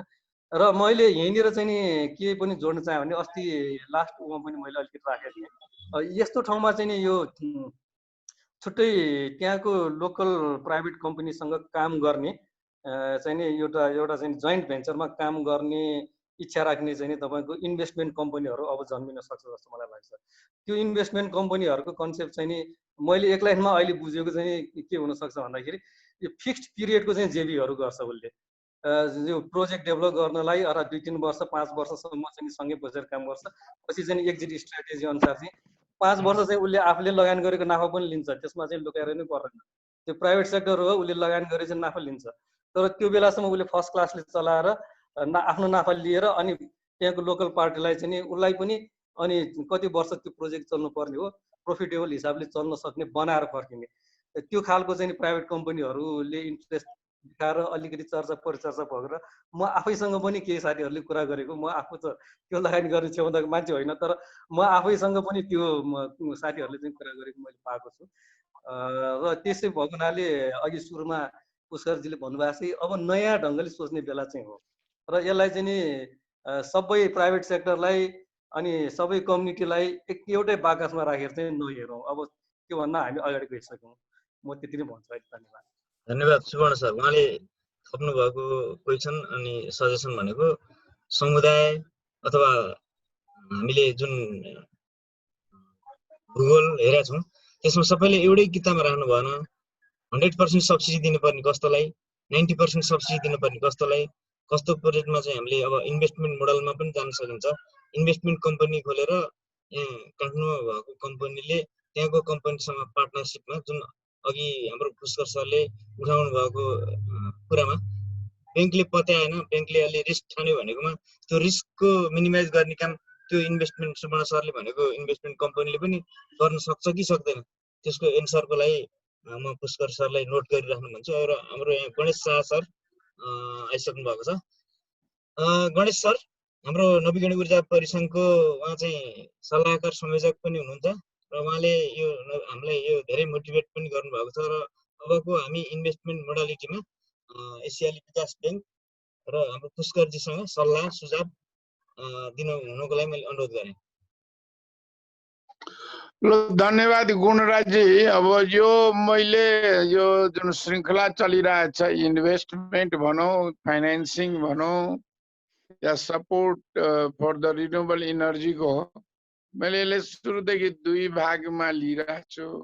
एउटा अनरिचेबल कहाँ जुन पुष्करजीले उठाउनु भयो त्यो कसरी पुग्ने बारेमा मेरो अहिले चाहिँ अलिकता यो डिजास्टर सिनियर हुँदाखेरि अब यिनीहरूको अलिकता यो धेरै पहिलेदेखि एउटा के आइरहेछ भने यो 2-4 घर बेग्लै बसेकोलाई त्यो बत्ती त्यही पुर्याउने कि अलिअलि यो पुनर्वास रिसेटलमेन्टहरू पनि गर्नेतिरको पनि यो इनर्जी वाटर सप्लाई अरू सर्भिस हेल्थको लागि चाहिँ अलिकता धेरै अनरिचेबललाई कस्टली गरेर सबै कुरो पुर्याउनु भन्दा यो चाहिँ अलिकता मेरो भन्दा पनि अर्बन प्लानर हो। तर त्यो जबसम्म बस्छ टेम्पोररी जबसम्म त्यो अर्को व्यवस्था हुँदैन तबसम्म अब बिजुली चाहिँ पाउने चाहिँ उसको अलिकता बेसिक राइट्स अन्तर्गत भएको हुनाले अल्टरनेटिभ इनर्जी मार्फत पुर्याउनेतिर गर्ने।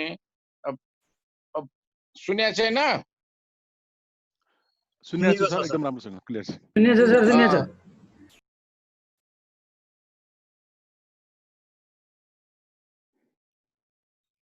अहिले चाहिँ सुनिएन सर, सरको म्युट भयो जस्तो। म्युट भयो सर, सरको म्युट भयो। अहिले के देख्यो भने कि यो नवीकरणीय ऊर्जा त्यो लोकल गभर्मेन्टको डोमेनमा परेको छ। तर लोकल गभर्मेन्टले एक्लै यो काम गर्न सक्दैन। त्यसैले यसले तीनटै गभर्मेन्टको र डेभलपमेन्ट पार्टनर्सहरूको अरू जुन एजेन्सीहरू छ एसटिजी भनौँ या पोभर्टी रिडक्सन भनौँ एलिभेसन के छ त्यो अन्तर्गत चाहिँ यो रिच टु अनरिचेबलको एउटा हो। अर्को मैले देखेको अब सबभन्दा बढी प्राइभेट सेक्टरलाई अब चाहिँ मैले सुरुदेखि यो लास्ट 3-4 वर्षदेखि उठाइरहेको के भने अब चाहिँ रिन्युएबल इनर्जी सेक्टरमा काम गर्ने हाम्रो जुन यो कम्पनीहरू छ त्यसलाई एन्टरप्रेन्योरशिपमा लानु पर्यो। भनेको energy is also part of entrepreneurship हो कि। हिजोसम्म हामी बढी चाहिँ यही पिसीको ठेक्कापट्टा गर्थ्यौँ भनेपछि अब ऊर्जाको मैले त्यसैले अहिले चाहिँ हामीले रिकोनले दुईटा चाहिँ हामी गरिरहेको मध्ये त एउटा इन्भेस्टमेन्टको कुन मोडल कुन प्याटर्नहरू त्यो ठिक हुन्छ भने एउटा छ यसमा। अनि अर्को चाहिँ अब विश्वजी पनि मैले देखाएको थिएँ अब यो हाम्रो लाइभलीहुडलाई हाम्रो यो अलि इकोनोमीकोसँग यसलाई जोड्न सक्नु पर्यो। हिजोसम्म हाम्रो इलेक्ट्रिसिटी भनेको लाइटको लागि थियो या इनर्जी भनौँ या इनर्जी भनेको नेपालमा यो इलेक्ट्रिसिटी बुझ्ने सिनोनिमिटी थियो होइन अघि।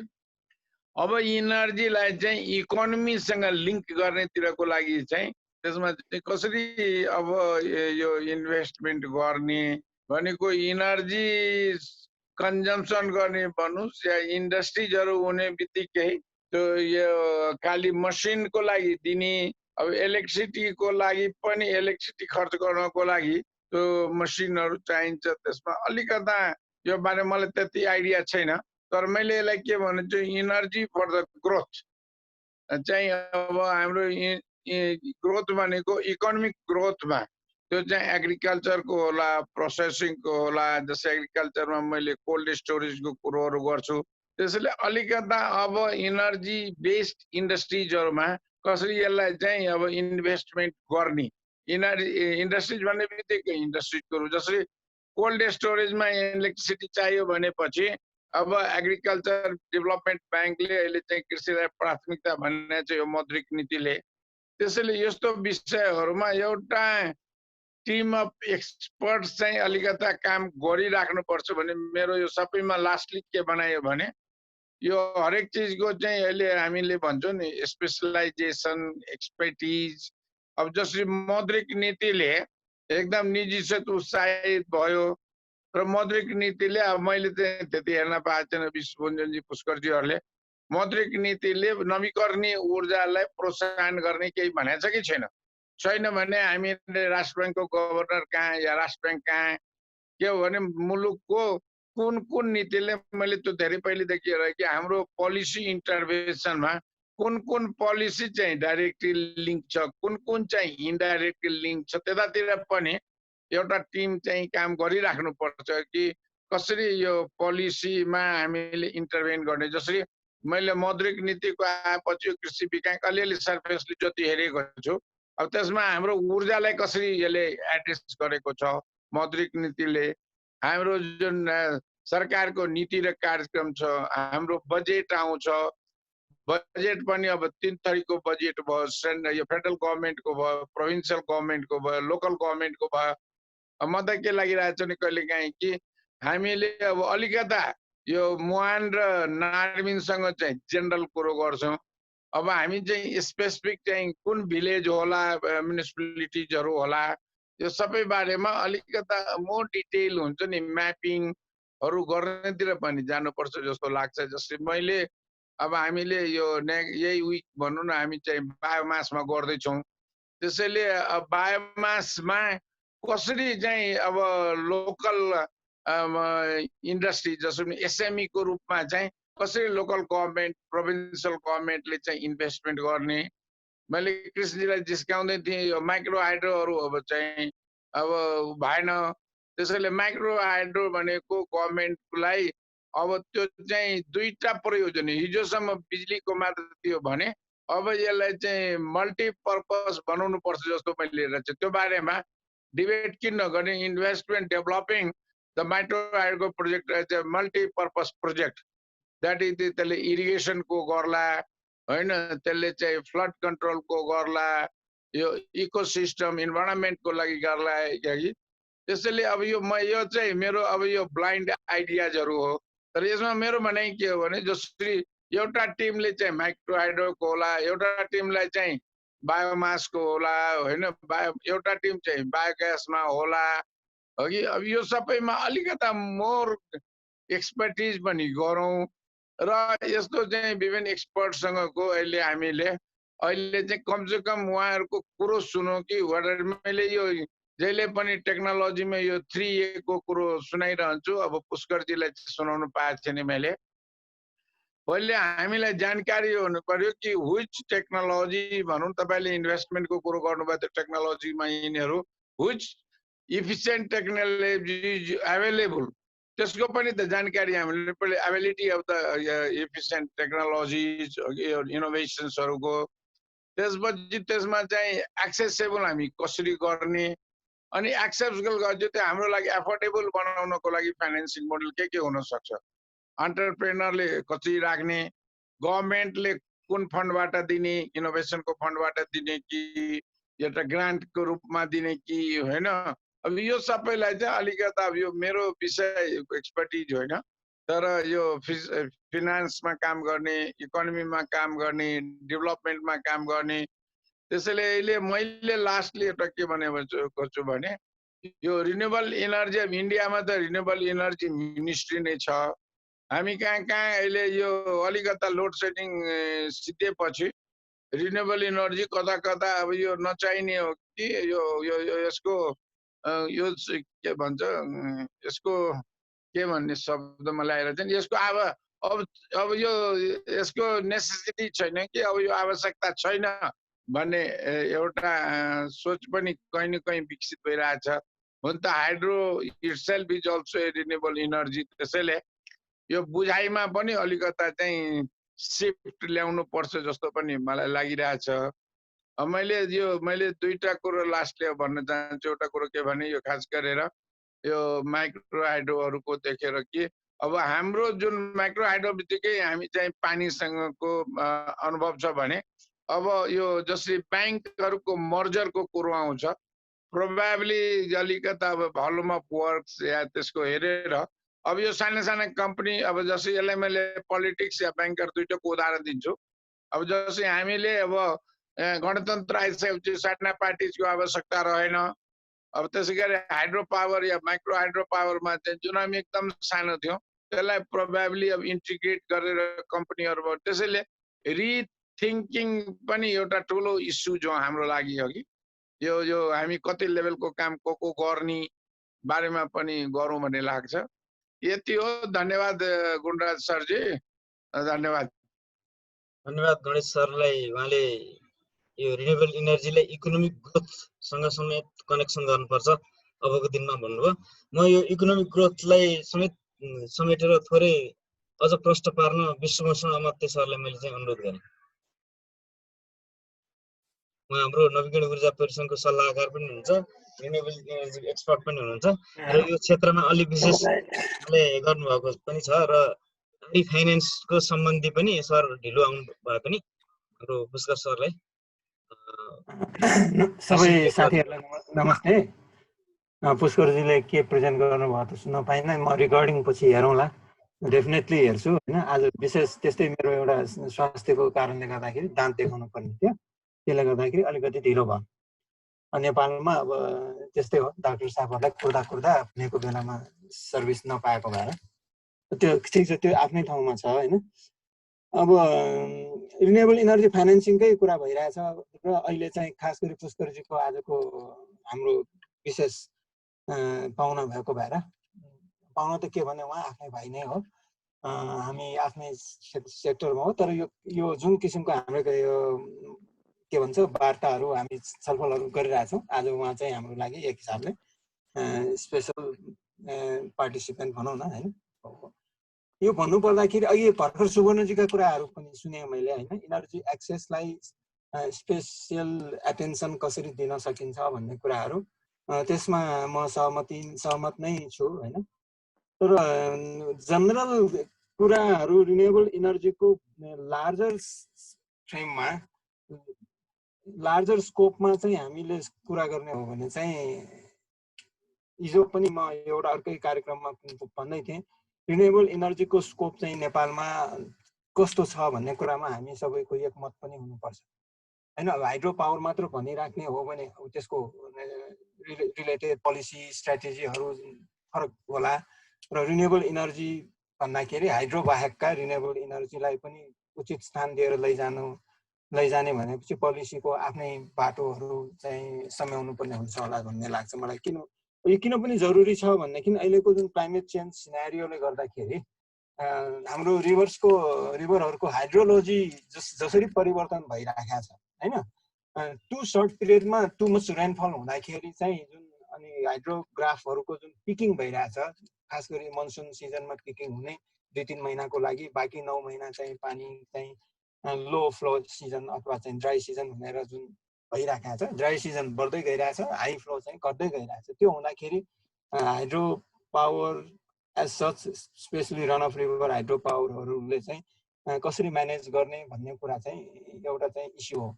र भोलि गएर अब क्लाइमेट चेन्जका इस्युजहरूलाई एड्रेस गर्नको लागि रिन्युएबल इनर्जी, खास गरी सोलर, विन्ड र अन्य हाम्रो बायोमास बेस्ड रिन्युएबल इनर्जीहरूले लाई चाहिँ यो इलेक्ट्रिसिटी सप्लाईकै लागि खास गरी डाइभर्सिफिकेसन टुल्सको रूपमा, मिन्सको रूपमा युज गर्नुपर्छ भन्ने चाहिँ मलाई लाग्छ।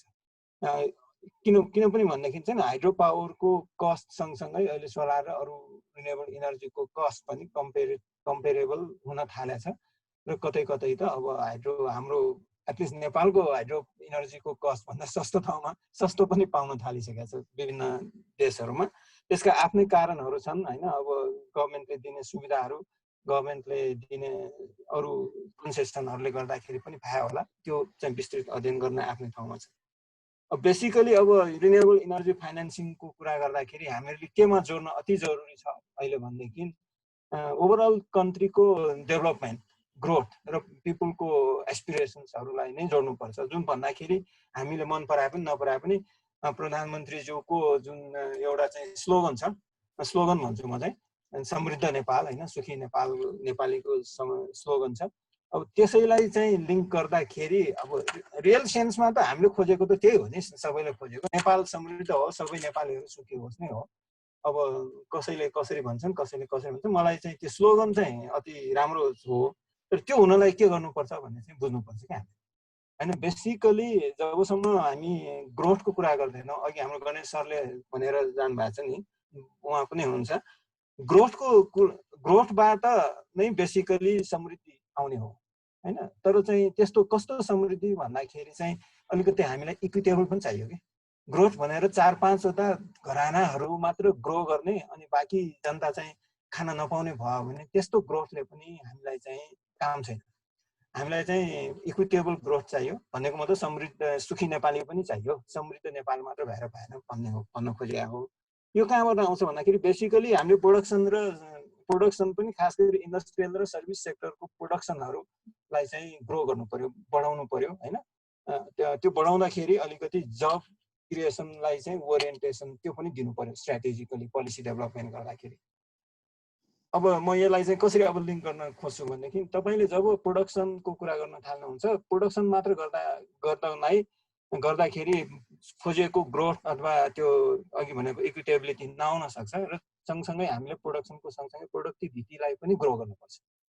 प्रोडक्सन र प्रोडक्टिभिटी सँगसँगै नगइकन इफिसियन्सी बढ्दैन हैन। जबसम्म इफिसियन्सी बढ्दैन, इफिसियन्सीले के ल्याउँछ भन्दाखेरि चाहिँ इफिसियन्सीले ओभरअल अपरेसनमा सेभिङ्स ल्याउँछ, which is very important। जबसम्म हाम्रो ओभरअल प्रोडक्सन प्रोसेस र सर्भिस प्रोडक्सन होस् चाहे अथवा कमोडिटी प्रोडक्सन होस्, त्यो प्रोडक्सन प्रोसेसबाट जबसम्म हामी सेभिङ्सहरू क्रिएट गर्न सक्दैनौँ, प्रफिटहरू क्रिएट गर्न सक्दैनौँ, त्यो सस्टेनेबल हुन गाह्रो हुन्छ हो।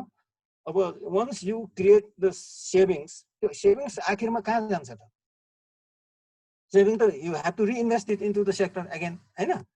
रिइन्भेस्टमेन्ट के को लागि गर्दाखेरि फेरि you are going to reinvest it into production and productivity नै हो। त्यसबाट फेरि तपाईँ क्रिएट गर्नुहुन्छ सेभिङबाट फेरि इन्भेस्टमेन्ट भन्दाखेरि यो चाहिँ यो हामी गरिबीको कुचक्र भने जस्तै यो चाहिँ हाम्रो लागि चाहिँ राम्रो डेभलपमेन्टको चाहिँ सूचक्र हुन सक्छ।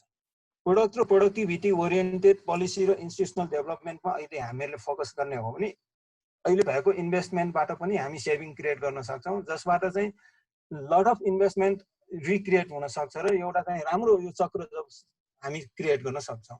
जबसम्म हामी यो चक्रलाई चाहिँ क्रिएट गर्न सक्दैनौँ तबसम्म अब हामी चाहिँ एसियाली विकास ब्याङ्क भन्नुहोस्, विश्व ब्याङ्क भन्नुहोस् हैन, विभिन्न दात्री राष्ट्रहरूमा निर्भर भइ नै राख्नुपर्ने हुन्छ। त्यो चाहिँ हाम्रो लागि सुखदायी चाहिँ पक्कै होइन हैन। लङ टर्ममा दिगो विकास नेपाल राष्ट्रको हाम्रो देशको खोज्ने हो भने हामीहरूले खोज्नुपर्ने भनेको प्रोडक्सन नै हो, चाहे त्यो कमोडिटी होस् चाहे सर्भिस सेक्टरको प्रोडक्सनलाई ग्रो गर्ने हो, एकदम हाई प्रोडक्टिभिटीका साथ ग्रो गर्ने हो, ताकि we can create saving and that saving can be again reinvested into investment, creating that beautiful भनौँ न अब vortex भनौँ न एक हिसाबले चक्र। अब त्यसको लागि रिन्युएबल इनर्जीको रोल कहाँ हुन सक्छ भन्ने कुरा चाहिँ हामीले हेर्नुपर्छ। बेसिकली प्रोडक्टिभिटीको लागि अटोमेसन र एक किसिमको इनर्जी इनपुट्स चाहिँ नै हाल्छ। अब त्यो चाहिँ इनर्जी तपाईँ 2-3 तरिकाबाट निकाल्न सक्नुहुन्छ, दिन सक्नुहुन्छ। अब सजिलो हिसाबले तपाईँ कोइला किनेर ल्याएर इन्डियाबाट कोइला र फसिल फ्युलहरू ल्याएर पनि गर्न सक्नुहुन्छ, जुन अहिले भइराखेको छ हैन। तपाईँको सिमेन्ट इन्डस्ट्री र स्टिल इन्डस्ट्रीमा जुन रूपमा चाहिँ सिमेन्ट र स्टिल इन्डस्ट्री ग्रो भएको छ, त्यसले गर्दाखेरि तपाईँले कोल इम्पोर्ट्सको डेटा एकपल्ट गएको 5 वर्षको हेर्नुहोस्, you will see the unimaginable growth हैन। तपाईँको हाइड्रो पावरको ग्रोथ भन्दा पनि अथवा अरू इनर्जी सप्लाईको ग्रोथ, फोसिल फ्युलको सप्लाईको ग्रोथ भन्दा पनि, फोसिल फ्युल भन्दा पेट्रोलियम फ्युलको ग्रोथ भन्दा पनि कोइलाको ग्रोथ चाहिँ एकदम हाई आएको छ। रिसेन्टली त्यो डेटा तपाईँले कोल इम्पोर्टको डेटा हेर्नुभयो भने थाहा हुन्छ। तर त्यसलाई चाहिँ हामीले कसरी हाम्रो रिन्युएबल इनर्जीबाट अथवा हाइड्रो पावरबाट त्यसलाई चाहिँ सब्स्टिट्युट गर्न सकिन्छ भन्ने कुरामा चाहिँ पोलिसी फोकस, स्ट्राटेजी फोकस चाहिँ हुनुपर्छ जस्तो लाग्छ। नत्र हाम्रो डिपेन्डेन्सी अहिलेसम्म त हामी के भनिरहेको थियौँ, एलपिजी र फोसिल फ्युलमा के पेट्रोलियम फ्युलमा हाम्रो डिपेन्डेन्सी बढ्यो, ट्रेड ब्यालेन्स चाहिँ एकदम नेगेटिभ, झन् नेगेटिभ हुँदै गइरहेछ भनिरहेछौँ। अब थप नेगेटिभिटी कहाँबाट आउँछ भन्दाखेरि कोल इम्पोर्टबाट आउँछ। अझ कयौँ सिमेन्ट इन्डस्ट्री चाहिँ अब प्रोडक्सनको स्टेजमा आउन लागेको छ, झन् उनीहरूलाई थप कोइला पनि चाहिन्छ। अब त्यसै गरी स्टिल इन्डस्ट्रीकाहरू पनि छन्। त्यसैले ग्रोथको लागि चाहिँ इनर्जी चाहिन्छ। त्यो चाहिँ अब हामीले अलिकति सस्टेनेबिलिटीको हिसाबले, राष्ट्रको ट्रेड ब्यालेन्सको हिसाबले हेर्दाखेरि हाम्रो आफ्नै सोर्सलाई चाहिँ मोबिलाइज कसरी गर्न सकिन्छ भन्ने चाहिँ हामीले चाहिँ फोकस गर्नुपर्छ। त्यो भनेको हाम्रो लागि रिन्युएबल इनर्जी नै हो। अब हाइड्रो पावर नै हो अहिलेको लागि इमिडिएटली हेर्नु पर्दाखेरि। तर चाहिँ हाइड्रो पावर मात्र अब क्लाइमेट चेन्ज इस्युजले गर्दाखेरि मैले धेरै इस्युजहरू यहाँ मतलब मिक्स गर्न ल्याएँ हैन। तर हाइड्रो पावरको लागि पनि डेभलपमेन्टको लागि इलेक्ट्रिसिटी सप्लाईको डेभलपमेन्टको लागि हाइड्रो पावर जस्तो एउटा मात्र सेक्टरमा सब सेक्टरमा डिपेन्डेन्ट भयो भने भोलि क्लाइमेट चेन्जले गर्दाखेरि हामी फेरि नराम्रोसँग फस्न सक्छौँ। त्यही भएको भएर अरू रिन्युएबल इनर्जीहरूलाई पनि सँगसँगै हामीहरूले चाहिँ विकास गर्दै लाने हो भने चाहिँ we will have a some के भन्छ सब्सटेन्सियल र डिपेन्डेबल ग्रोथ मोडेल होइन कन्ट्रीको लागि हामी पाउन सक्छौँ र जसको लागि चाहिँ चाहिने भनेको प्राइभेट सेक्टर हो भने इन्भेस्टमेन्ट भनेको प्राइभेट सेक्टरकै कुरा आयो। प्राइभेट सेक्टर तबसम्म आउँदैन जतिसुकै हामी हल्ला गरौँ, जतिसुकै नारा लगाउँ, जतिसुकै गफ दिउँ, प्राइभेट सेक्टर तबसम्म आउँदैन जबसम्म हाम्रो पोलिसिजहरू नीति नियमहरू र संस्थागत व्यवस्थाहरूमा चाहिँ एउटा चाहिँ त्यो के भन्छ सुनिश्चितता आउँदैन होइन। जबसम्म पोलिसीमा सुनिश्चितता हुँदैन तबसम्म चाहिँ आउँदैन, प्राइभेट सेक्टर अगाडि आउँदैन। अब आज लगानी गर्यो भोलि ट्याक्सको रेट के हुने हो थाहा छैन होइन। आज चाहिँ भनौँ न सिम्पल तपाईँको इक्जाम्पल दिनुहोस्, लास्ट इयर कतिपय गाडी इम्पोर्ट गर्नेहरूले बिजुली गाडीको सेवाहरूको लागि सर्भिस सेन्टर्सहरूमा के लगानी गरे होलान् यु क्यानट इमेजिन। उनीहरूले चाहिँ भनौँ न लाखौँ के करोडौँ रुपियाँ त्यहाँ इन्भेस्टमेन्ट गरेछ। तर यो वर्षदेखि अब पोलिसी चेन्जले गर्दाखेरि नयाँ बिजुली गाडी नआउने भएपछि त्यो लगानी त उनीहरूको पानीमा गयो होइन। अर्को वर्ष फेरि चेन्ज होला तर त्यो एक वर्षको लागि त त्यो सबै त थन्कियो नि त। त्यस्तो परिस्थितिमा चाहिँ प्राइभेट सेक्टर इन्भेस्टमेन्ट अगाडि आउँदैन। त्यसैले रिन्युएबल इनर्जी फाइनेन्सिङको कुरा गर्दाखेरि अस्ति पनि भनेको थिएँ, आज मैले ग्रोथसँग पनि लिङ्क गरेँ। तर अस्ति के भनेको थियो भने प्राइभेट सेक्टर फाइनेन्सिङको लागि अब अहिले हामीले हेर्नुपर्ने भनेको पोलिसी डेभलपमेन्ट, इन्स्टिट्युसनल डेभलपमेन्ट हो, ताकि पोलिसी चाहिँ एकदम सुनिश्चितता रहोस् लङ टर्मसम्मको लागि। किनभने कुनै पनि इन्भेस्टमेन्टको रिपेमेन्ट पिरियड 8 देखि 10 वर्ष हुन्छ रिन्युएबल इनर्जी जस्तो प्रोजेक्टमा। पोलिसीको चाहिँ ग्यारेन्टी पनि आज जुन पोलिसीमा हामीले इन्भेस्ट गरेछौँ 10 वर्षसम्म त्यो पोलिसी परिवर्तन हुँदैन, अथवा हुन्छ भने पनि कस्तो किसिमले परिवर्तन हुन्छ भन्ने कुरा चाहिँ पहिले नै फोरकास्ट गर्न सकिने नभइकन प्राइभेट सेक्टरले चाहिँ इन्भेस्टमेन्ट गर्दैन। त्यति भन्दै म चाहिँ चुप लाग्यो। धन्यवाद विश्वभूषण सरले यो इकोनोमिक ग्रोथसँग समेत कनेक्सन गर्नुभयो। र हामीले अहिले प्राइभेट सेक्टरले इन्भेस्टमेन्ट गर्ने भनेको कम्तीमा पनि पोलिटिकल स्टेबिलिटी चाहिँ चाहिन्छ। जसले जुन सरकारले निर्णय गर्यो त्यो उहाँले इक्जाम्पल समेत दिनुभयो इलेक्ट्रिक भेहिकलको। सरकारले एउटा निर्णय गर्यो, जनताहरूले चाहिँ लगानी गर्न थाले, इन्भेस्टरहरूले प्राइभेट सेक्टरले, र फेरि चाहिँ उसले चाहिँ भन्सार बढाइदियो। त्यो किसिमको भयो भने प्राइभेट सेक्टरले आकर्षित हुन सक्दैन। जसले गर्दा यो हामीले टार्गेट लिएको, गभर्मेन्टले टार्गेट लिएको अगाडि जान सक्दैन। र हाम्रो यहाँ पुष्करजीको नेटवर्कमा प्रब्लम भएको जस्तो देखिन्छ। उहाँ फेरि आइपुग्नु भएको छ। कनेक्सन हुँदैछ होला पुष्करजी। हजुर हजुर सरी यहाँ बत्ती फाट्न गयो, आइहाल्यो फेरि कस्तो। नोट गरे उहाँले चाहिँ त्यही पोलिटिकल स्टेबिलिटीको हिसाबमा र इकोनोमिक ग्रोथमा चाहिँ थप जोड्नु भएको हो। यहाँले रेकर्डमा पछि रेकर्डमा पनि सुन्न सक्नुहुन्छ। अहिले म कालिदास नेउपाने उहाँ जल तथा ऊर्जा परामर्शदाता सङ्घको उपाध्यक्ष हुनुहुन्छ र आरी हाम्रो विकेन्ड टिममा पनि यो रिकन टिममा पनि हुनुहुन्छ। उहाँ परामर्शदाताको एङ्गलबाट चाहिँ भन्ने हुन्छ। गुन्डाजी कालिदासजी सरी म एकचोटि अहिलेसम्मको त्यो एन्सरहरू एकचोटि क्विकली गरौँ अनि म हजुर कालिदासजीकोमा जाउँला नि हुन। म धेरै बेर लगाउँदिनँ नत्र मेरो खास छन पनि छैन। हजुर हजुर एउटा चाहिँ अलिकति हाम्रो सुवर्ण सरले जुन अघि उठाउनु भएको थियो rural electrification and distribution master प्लानको कुराहरू, स्पेसिफिक क्वेसनहरू छ, यो पब्लिक सेक्टर र प्राइभेट सेक्टरको कुराहरू। अब अहिले त्यो रिपोर्टमा हामीलाई जुन अहिले जुन कन्सल्ट्यान्टको टिमबाट जुन रिपोर्ट प्रोभाइड गरिएको थियो त्यसमा चाहिँ यिनीहरूको पब्लिक सेक्टर र प्राइभेट सेक्टरको फाइनेन्सिङ कति कति हुनुपर्छ भन्ने कुराहरू चाहिँ छुट्याएको हिसाबमा चाहिँ अब त्यसमा प्राइभेट सेक्टरहरूको रोलहरू पनि त्यसमा इन्भेस्ट गरेको छ, त्यो परिकल्पना गरेको जस्तो लाग्छ। तर डिटेलमा त्यो मैले त्यो एक्सेल मोडलहरू त्यो कसरी त्यो फिगर आयो भन्ने चाहिँ स्टिल हेर्न पाएको छैन। अहिले चाहिँ भर्खर त्यो कामहरू अब स्टिल ड्राफ्ट भयो फेजमै भएको भएर अब त्यो रिपोर्टहरू कम्प्लिट भयो भने एकपटक सबै स्टेक होल्डरहरूसँग त्यो कुराहरू हामी सेयर गर्छौँ। अनि अर्को चाहिँ यो जुन फेडरल लेभलको कुराहरू आयो, सेपरेट यो सबै स्टेट वाइज चाहिँ छुट्टै छुट्टै प्लानहरू पनि गरेको छ र छुट्टै छुट्टै यिनीहरूको इलेक्ट्रिफिकेसन्सहरू गर्दाखेरिको रिटर्नहरू कति आउँछन् भन्ने कुराहरू पनि गरिएको छ। अब त्यसमा अलिकति तपाईँहरूलाई इन्फर्मेसनहरू दिन पर्दाखेरि चाहिँ यो जुन प्रोभिन्स नम्बर 6 र 7 मा चाहिँ हाम्रो इकोनोमिक रिटर्न यो जुन इलेक्ट्रिफिकेसन्सहरू इलेक्ट्रिक इनर्जी एक्सेसहरूको इकोनोमिक रिटर्न चाहिँ एकदम कम आएको देखिएको छ क्या। त्यसमा अभियसली अब अलिकति रिमोट पनि भयो, पपुलेसन डेन्सिटी कम, अब इन्भेस्टमेन्ट धेरै चाहिने भएर अब त्यस्तो खालकोहरू आइरहेको छ। त्यहाँ पनि अब यस्तै प्रोजेक्ट फाइनेन्सिङको कुराहरू आउँछ, त्यहाँ पनि मोर रिलेभेन्ट हुने भयो। अनि अर्को चाहिँ अघि जुन माथि सरले पनि त्यो चिजहरूमा रिइन्फोर्स गर्नुभयो। अब हाम्रो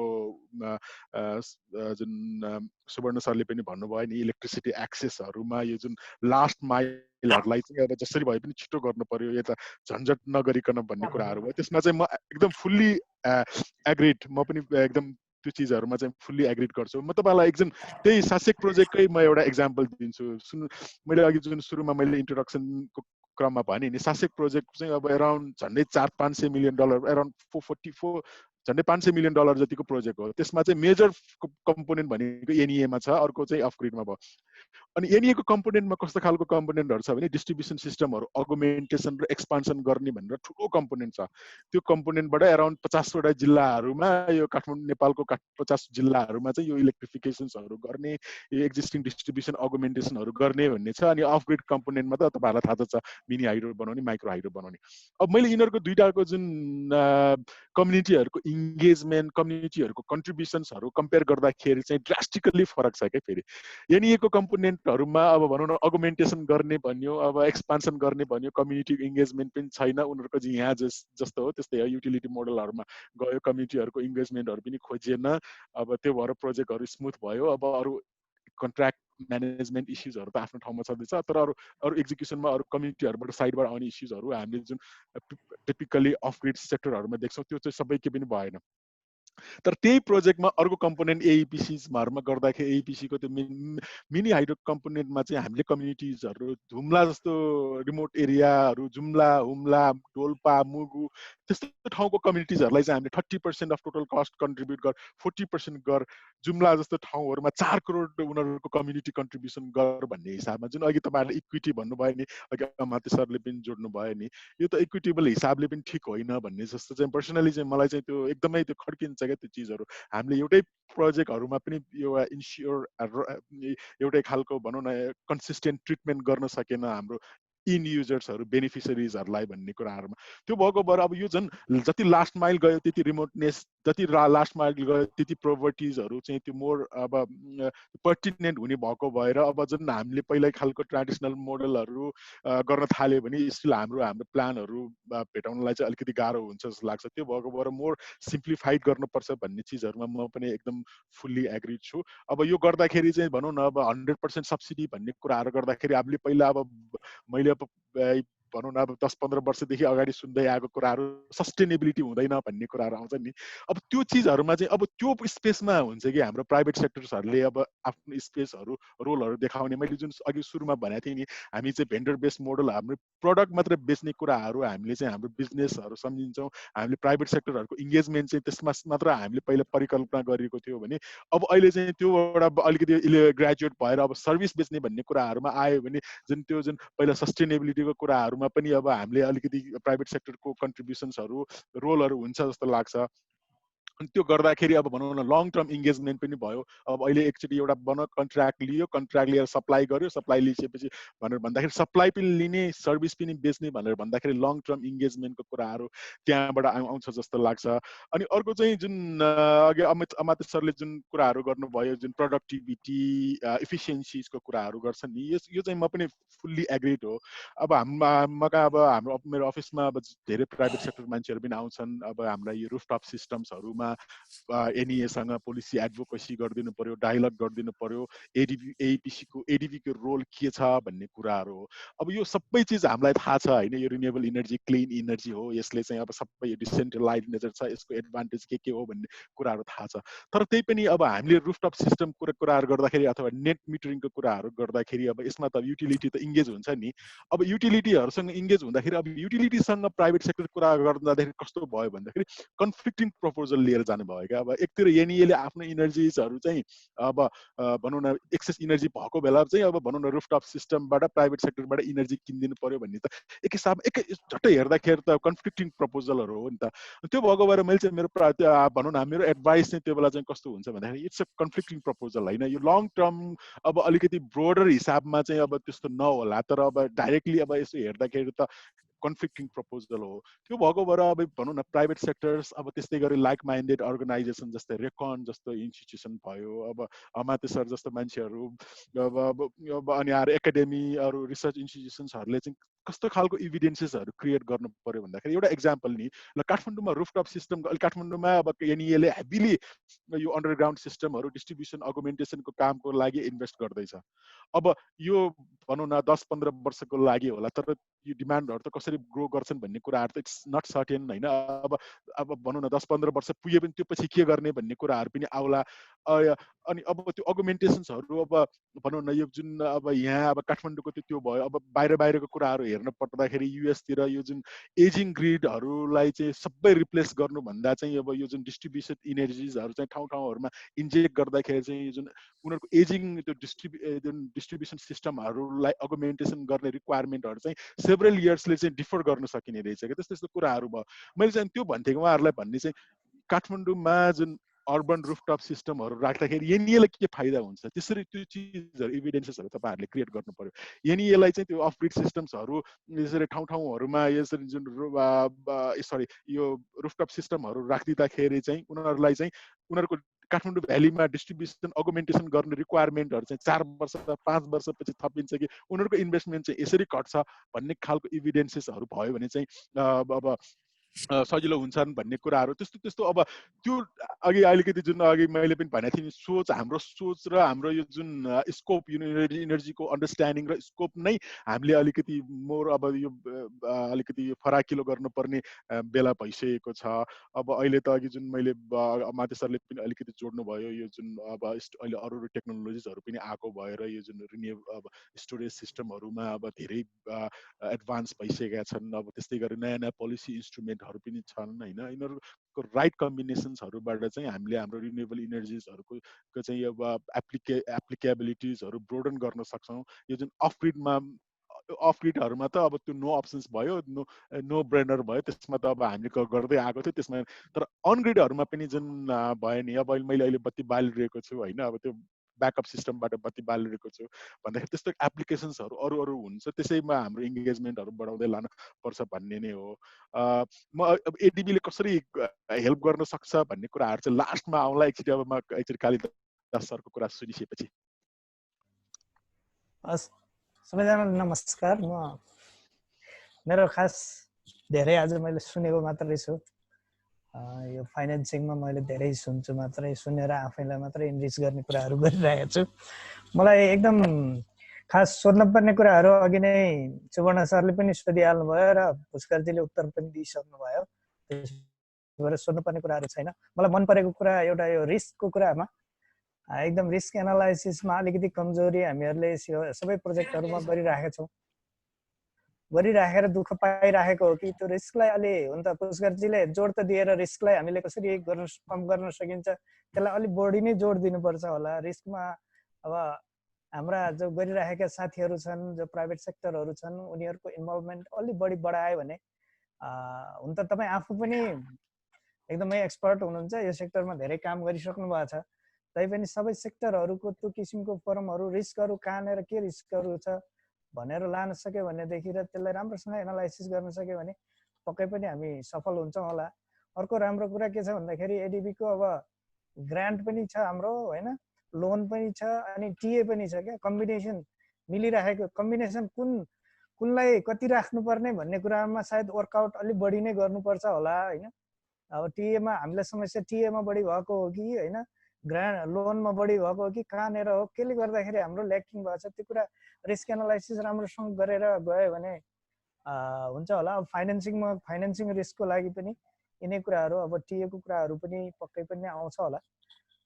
र अरू साथीहरूले राखेको कुरामा जस्तो अब ब्याङ्क जान नसकेको कुरा गर्नुभयो, शासकको कुरामा गर्दाखेरि जस्तो अघि भनेको जस्तो कम्पनी मोडलमा गएर कुनै कम्पनीसँग ब्रिज गर्न सकिन्छ कि त्यस्तो किसिमको अप्सनहरू पनि हामीले प्रोग्राम बनाउँदाखेरि राख्न सक्यो भने त्यो कुरा हेर्नुपर्छ होला। खास अरू भन्नुपर्ने कुरा मेरो केही छैन, एकदम राम्रो लागेछ पुष्करजीले एकदम डिटेलली सबै कुराहरू भन्नुभयो।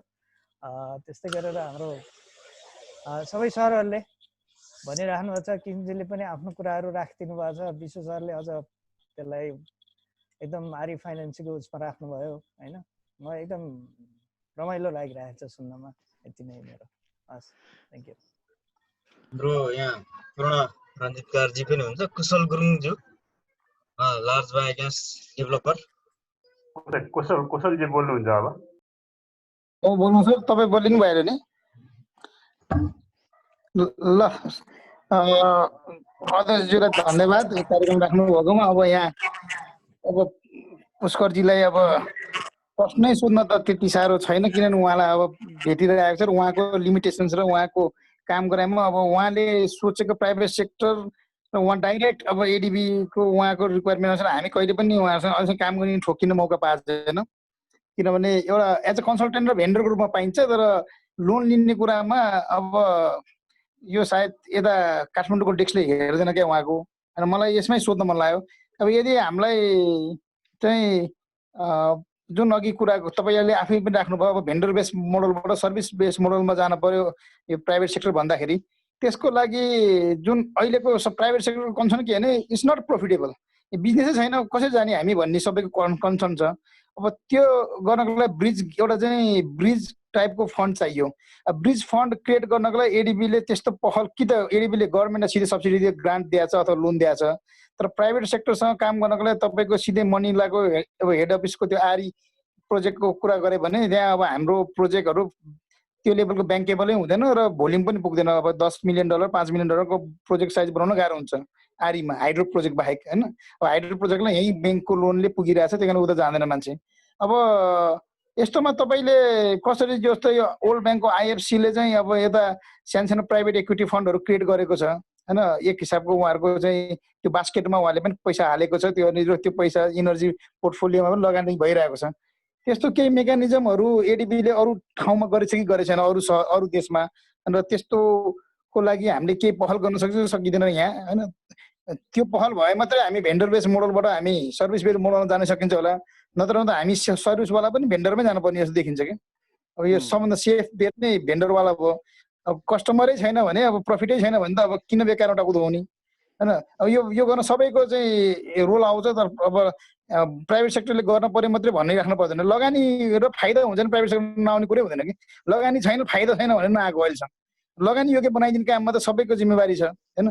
अब त्यो नो रिस्क नो गेनको हिसाबले जाने भने मान्छे नआउने होइन होइन। यहाँ चाहिँ कसरी नि हाई रिस्क जिरो गेन त्यस्तो छ अहिलेको सिचुएसन। अघि विश्वभूषण सरले कति राम्रो इक्जाम्पल दिनुभयो होइन। अब जस्तै यति धेरै गाडी कम्पनीहरू छ जसको चाहिँ लकडाउनको गर्दाखेरि उनीहरूले चाहिँ अब अर्डर र पेमेन्टहरू ढिलो भइरहेको थियो, उनीहरूले पैसा दिएको थियो, सिपमेन्ट भएको थिएन।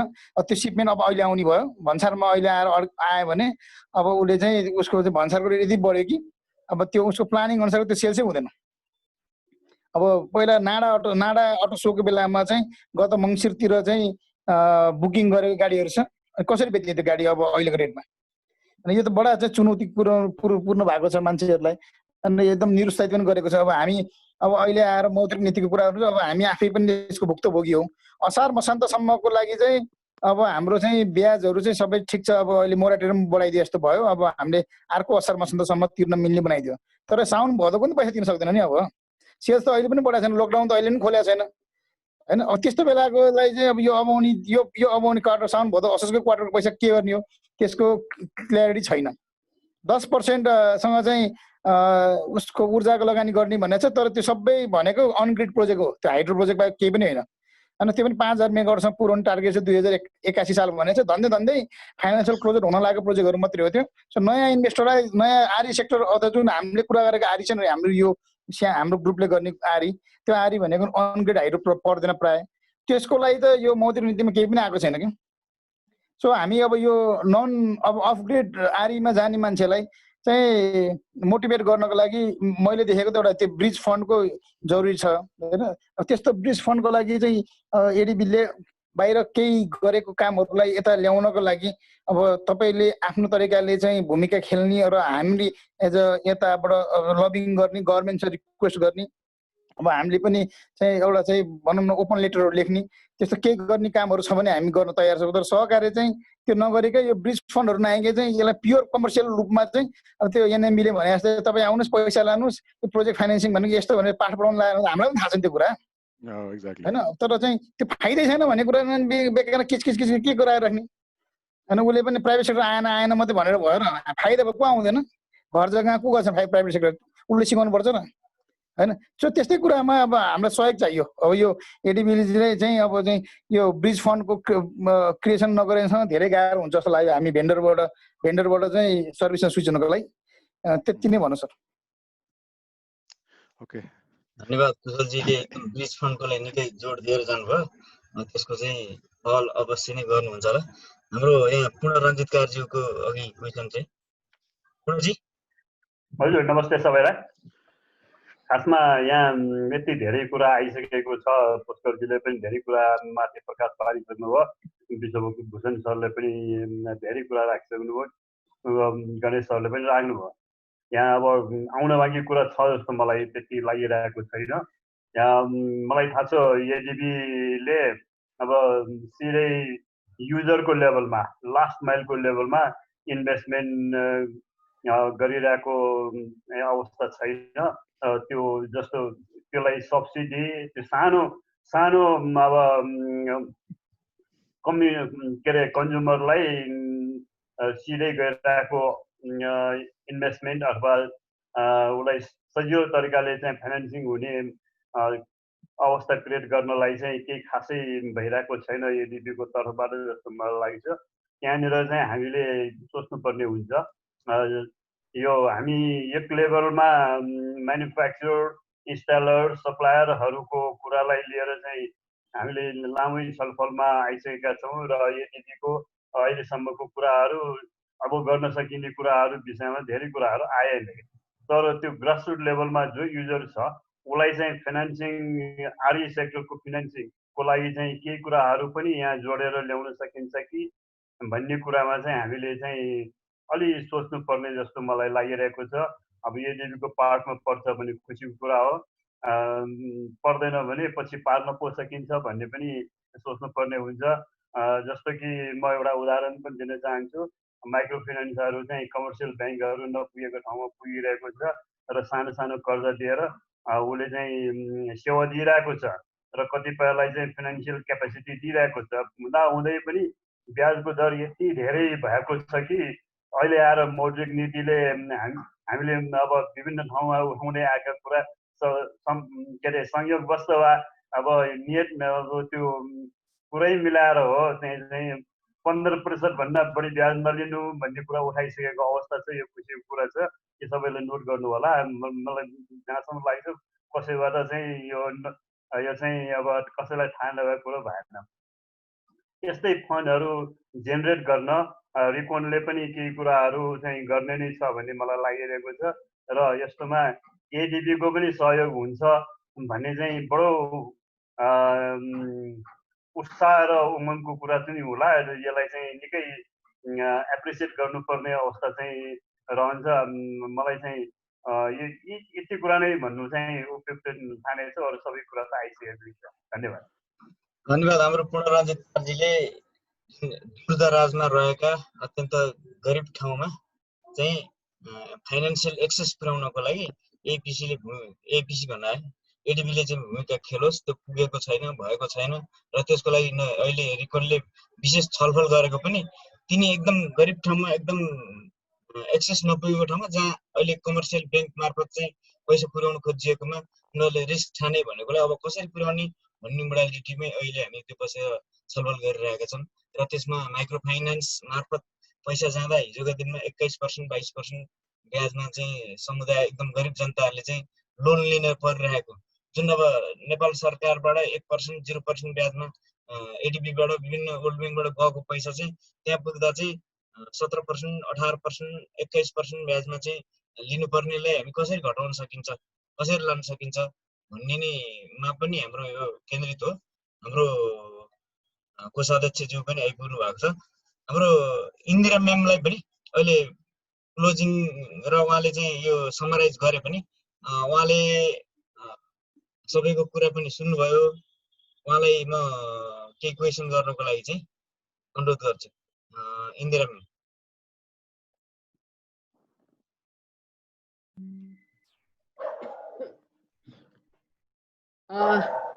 Welcome back again.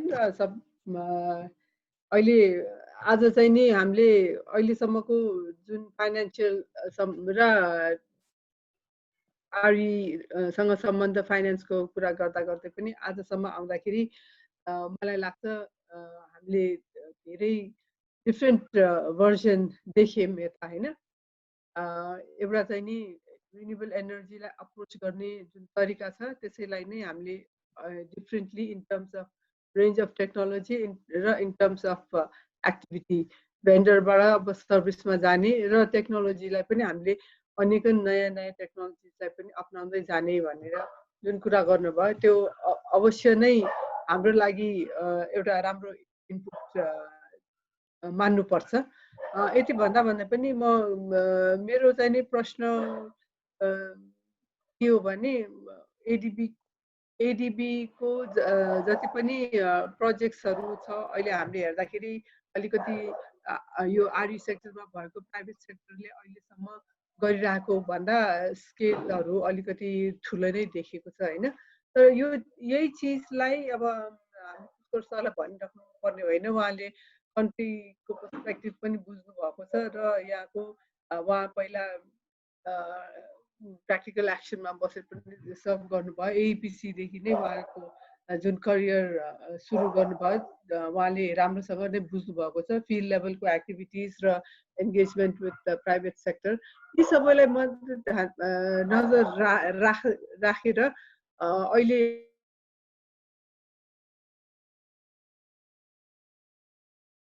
अनेकन आर्गुमेन्टहरू आउँदै पनि मलाई लाग्छ कि सोसियल र कम्युनिटी एन्हान्समेन्टको लागि चाहिँ रिन्युएबल एनर्जीको अहिले पनि ठुलो भूमिका भएको हुनाले एडिबी जस्तो अर्गनाइजेसन अब स्मल होम सिस्टम्समा होइन कि यो हाइब्रिड सिस्टमको कुरा गर्दै पनि कम्युनिटी सर्भिसेसलाई पनि हामीले ध्यानमा राखेर यी किसिमको प्रोजेक्ट्सहरू जब एडिबीले डिजाइन गर्छ त्यसभित्र चाहिँ नि प्राइभेट सेक्टरलाई पनि एन्गेज गरेर लाने, त्यो भयो भने प्राइभेट सेक्टरको क्यापासिटी पनि अपग्रेड हुँदै जान्छ।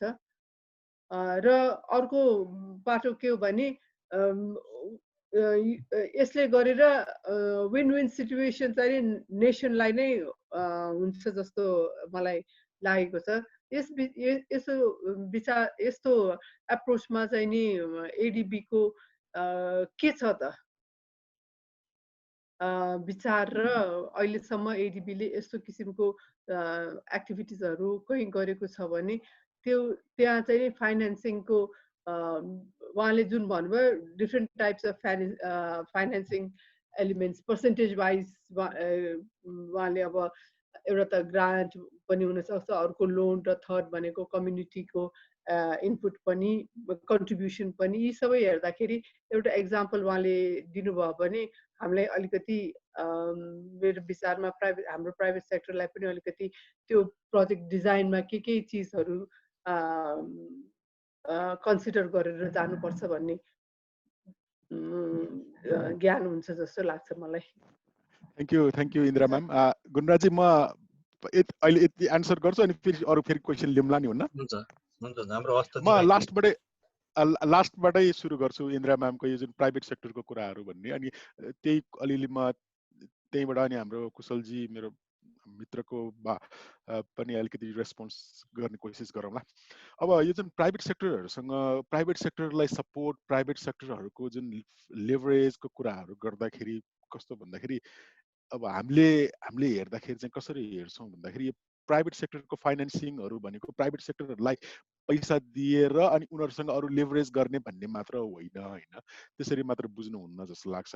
म एउटा अब भनौँ इनर्जी सेक्टरको इक्जाम्पलहरू दिन्छु। त्यही 700कै प्रोजेक्टमा एनी एक कम्पोनेन्टमा चाहिँ एउटा कम्पोनेन्ट छ। मैले एक्जाम्पल मात्र अब एक्जाम्पलको मात्र लिएको कालीगण्डकी कोरिडोर। त्यो कालीगण्डकी कोरिडोरको मेन एक्जाम्पल यो चाहिँ ऱ्यासनल चाहिँ के थियो भन्दाखेरि कालीगण्डकी कोरिडोरमा चाहिँ त्यो मिस्त्री खोला विभिन्न त्यहाँ हाइड्रो पावर प्रोजेक्टहरू चाहिँ टेक अर पेमा चाहिँ एनइएले पिपिए गर्यो। पिपिए गरिसक्यो तर ट्रान्समिसन लाइन चाहिँ छैन भन्दाखेरि त्यहाँ एउटा युटिलिटीलाई त्यहाँ रिस्क त भयो तर अरू प्राइभेट सेक्टरहरू पनि त्यहाँ त अब भनौँ ट्रान्समिसन लाइन नभएपछि त अब आउन सक्दैन नि त। त्यहाँ उनीहरूले कन्फिडेन्ट हुँदैनन्, उनीहरूको त्यहाँ इन्भेस्टमेन्ट रिस्क अरू रिस्कहरू त्यो उनीहरूले अफ टेकिङ रिस्कहरू उनीहरूले धेरै देख्छ। त्यो भएको भएर त्यस्तो ठाउँमा ट्रान्समिसन लाइनहरू बनाइदियो भने चाहिँ प्राइभेट सेक्टरहरूको लेभरेज अब त्यहाँ ट्रान्समिसन लाइन भयो भने चाहिँ ल भोलि मलाई अफ टेकिङ रिस्क चाहिँ के पनि हुँदैन भन्ने हिसाबमा चाहिँ प्राइभेट सेक्टर त्यो रिस्क एउटा मिटिगेट हुनसाथ उसलाई ब्याङ्कले फाइनेन्सिङहरू गर्नको लागि अलिकति सजिलो होला भन्दाखेरि त्यो भएको भएर सिधै त्यो जुन प्राइभेट सेक्टर अब त्यहाँ बन्न लागेको जुन कालीगण्डकी हाइड्रो पावर त्यहाँ कोरिडोरमा बन्न लागेको हाइड्रो पावरलाई सिधै पैसा दिने भन्ने मात्र अब प्राइभेट सेक्टरलाई सपोर्ट गर्ने भन्ने त्यसरी हामीले बुझ्नुहुन्न जस्तो लाग्छ।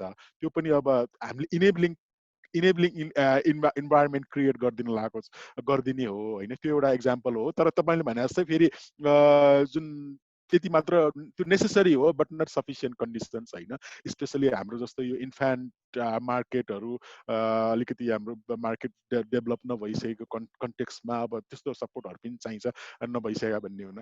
तर अब त्यही अब अनि अर्को त्यही 700 अर्को प्रोजेक्ट कम्पोनेन्ट छ, तपाईँहरूले पनि सुन्नुभएको होला। अब त्यसमा अब विभिन्न इस्युजहरू पनि छन्। अब लेसन्स लर्न गर्दैछन्, एनइएले पनि लेसन लर्न गर्दैछन्, प्राइभेट सेक्टरले पनि लेसन लर्न गर्दैछन्, एडिबी आफैलाई पनि लेसन्स लर्नहरू भइरहेको छन्। जुन युटिलिटी लार्ज स्केल जुन सोलरको प्रोजेक्टहरू भयो नि त्यसमा अब एडिबीको ग्रान्डहरू भनेर चाहिँ कस्तो भयो भने creating a levelling playing field create गर्नको लागि भयो। प्राइभेट सेक्टरले पनि जति मागे त्यति पाउने अनि आएर उता के भन्छ यो जुन युटिलिटीले पनि धेरै त्यो बर्डन फिल नगर्ने गरी। अब युटिलिटीले बर्डन फिल गर्दैन भने चाहिँ उसले पिपिए गरिदिने भयो। पिपिए गरिदिनु भइसकेपछि उसको प्रोजेक्ट पिपिए नगरिकन त ब्याङ्केबल नै नहुने भयो नि त। त्यस्तो कारणले गर्दाखेरि त्यस्तो इन्स्ट्रुमेन्टहरू हामीले नगरेको होइन। तर तपाईँले भने जस्तै फेरि त्यो चाहिँ अब त्यो पनि सफिसियन्ट नहोला। अब त्यो भएको भएर अब विभिन्न अब फाइनेन्सियल इन्टरमिडिएरिजको थ्रु हामीले अब सपोर्टहरू गरिरहेको छौँ। अब तपाईँले भनेको जस्तै ठ्याक्कै यो प्राइभेट सेक्टर इक्विटी फन्डहरू ब्रिज फन्डकै कुराहरू अब अहिले नभए पनि अब विभिन्न सेक्टरहरूमा छ। अब अहिले हामीले एउटा मलाई इन्फर्मेसन भएको अनुसार चाहिँ अब गभर्मेन्टसँग हामीले एउटा यो साना किसान विकास ब्याङ्क भन्ने छ क्या अरे होइन, उहाँहरूसँग चाहिँ यो जुन त्यहाँको लोकल इन्टरप्राइजहरू डेभलप गर्नको लागि अब एडिबीले चाहिँ त्यो साना किसान ब्याङ्क मार्फत चाहिँ त्यो पैसाहरू लोकल लेभलहरूमा च्यानलाइज गर्ने कामको त्यस्तो खालको इनिसिएटिभहरू पनि नभएको होइन, भइरहेको छ। अब जुन अलिकति जुन तपाईँ लागि जुन भेन्डर बेस र यो जुन सर्भिस बेस मोडलको कुराहरू गर्नुभयो नि यो सबै इस्युज तपाईँले जुन इस्युजहरू भन्नुभयो नि त्यो चाहिँ कस्तो भन्दा त्यो सिस्टमिक इस्युजहरू हो क्या, त्यो चाहिँ स्पेसिफिक इस्युजहरू होइन। त्यो सिस्टमिक इस्युज कसरी भयो भन्दाखेरि हाम्रो होल सिस्टमहरू नै पहिलादेखि नै त्यो डिप रुटेड त्यो इनहेरिट कसरी हुँदै आयो भन्दाखेरि त्यो भेन्डर बेस मोडलहरूमा भएर आएको भएर त्यस्तो प्रब्लमहरू भएको हो। त्यो भएको भएर अब त्यो भएको भएर हामीले चाहिँ अब भेन्डर बेस मोडलबाट भनौँ सर्भिस बेस मोडलमा जाँदाखेरि अब भनौँ न रिक्वायरमेन्ट के हो, प्री रिक्विजिट के हुन्, अब त्यसमा अपर्च्युनिटिज के हुन् भन्ने कुराहरू र रिस्कहरू के हुन् भन्ने कुराहरू बाहिर आइसकेपछि देन अब यो फेरि पोलिसी बनाउने भनेको त एडिबी पोलिसी बनाउने होइन। एडिबीले त एडभोकेसीजहरू गर्ने हो, बेस्ट प्र्याक्टिसेसहरू अरू कन्ट्रिजहरूबाट ल्याइदिने हो। त्यस्तो चिजहरूमा अब एडिबीले अब हाम्रो इङ्गेजमेन्ट भइ नै रहन्छन्। त्यो भइसकेपछि देन अब त्योसँग चाहिने कुराहरू अब भनौँ न अब देन पोलिसिजहरूमा कस्तो कस्तो खालको इन्स्ट्रुमेन्टहरू चाहिने हो, फाइनेन्सियल इन्स्ट्रुमेन्ट कस्तो कस्तो चाहिने हो, देन त्यो पछि चाहिँ अब हामीले बिस्तारै ग्रेजुअली त्यो कामहरू गर्दै जानुपर्ने हुन्छ। अनि अर्को चाहिँ यो जुन पिएसओडीको इङ्गेजमेन्टको कुराहरू गर्नुभयो। अब पिएसओडीको अब अहिले अलिकति पहिला भन्दा अलिकति हाम्रो मोडालिटिजहरू यो प्राइभेट सेक्टर्सहरूको अलिकति इङ्गेजमेन्ट अलिकति फरक भएको छ। अहिले एडिबीको जुन हामी प्राइभेट सेक्टर अपरेसन डिपार्टमेन्ट भन्छौँ आइएफसी जस्तै हो, तर आइएफसी चाहिँ डिफ्रेन्ट, वर्ल्ड ब्याङ्क डिफ्रेन्ट हुन्छ। तर पिएसओडी हाम्रो प्राइभेट सेक्टर र पब्लिक सेक्टर चाहिँ हाम्रो एउटै ब्रान्डमा एडिबीकै नाउँ ब्रान्डमा हुन्छ। पहिला चाहिँ उहाँहरूले हो अब अलिकति सानो प्रोजेक्टहरू गर्नलाई उहाँहरूलाई ट्रान्जेक्सन कस्टहरू हाई हुन्छन् भन्ने कुराहरूमा छ। तर अब मलाई इन्फर्मेसन दिएको अनुसार चाहिँ उहाँहरू चाहिँ एज लो एज 1 मिलियन होइन, अब उहाँहरूको प्रायोरिटी सेक्टर्सहरू रिन्युएबल इनर्जी, सोलर इनर्जी भनेको उहाँहरूको टप प्रायोरिटीहरू हो। त्यस्तोहरूमा चाहिँ उनीहरूले मलाई भनेको अनुसार चाहिँ as low as 1 million 2 million भयो भने हामी वी आर इन्ट्रेस्टेड भन्ने कुराहरू भइरहेको छ। त्यो भएको भएर ग्रेजुअली हाम्रो सिस्टमहरू पनि हाम्रोमा पनि इन्टरनल त्यस्तो खालको रिफर्मको कुराहरू भइरहेको छ होइन। त्यो भएको भएर तपाईँहरूको त्यस्तो इनपुटहरू अब एकदम भेरी युजफुल है। म पनि नोट गरेर म यो कुराहरू हाम्रो म्यानेजमेन्टमा म पनि पुऱ्याउँला र अब तपाईँहरूसँग इङ्गेजमेन्ट अझ कन्टिन्यू हुन्छ। अर्को क्वेसनहरू केही भयो प्लिज। हाम्रो हस्त पण्डितज्यू यो नवीकरण ऊर्जा परिसङ्घको कोषाध्यक्ष पनि हुनुहुन्छ।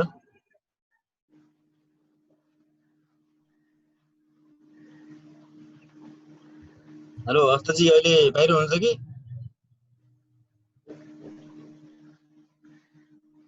बाहिर नै सर हुनुहुन्न सर।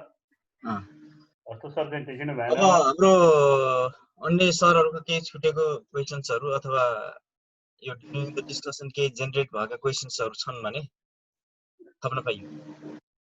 1 मिनट।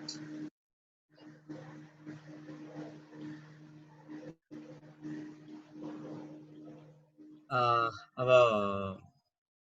क्वेसन आएन, त्यो हिसाबले अब यो आजको हाम्रो यो छलफल हामीले एचएलई विकास ब्याङ्कका पुष्कर मानन्दर जीसँग गऱ्यौँ। यही तरिकाले हामीले अझै हामीले युएनडिपी, एसएनबी लगायत अन्य वर्ल्ड ब्याङ्क लगायत अन्य धेरै संस्थाहरूसँग पनि हामीले चाहिँ यो पत्राचार गरेका छौँ र हाम्रो विश्वभूषण अमात्य सरको सहयोगमा चाहिँ हामीले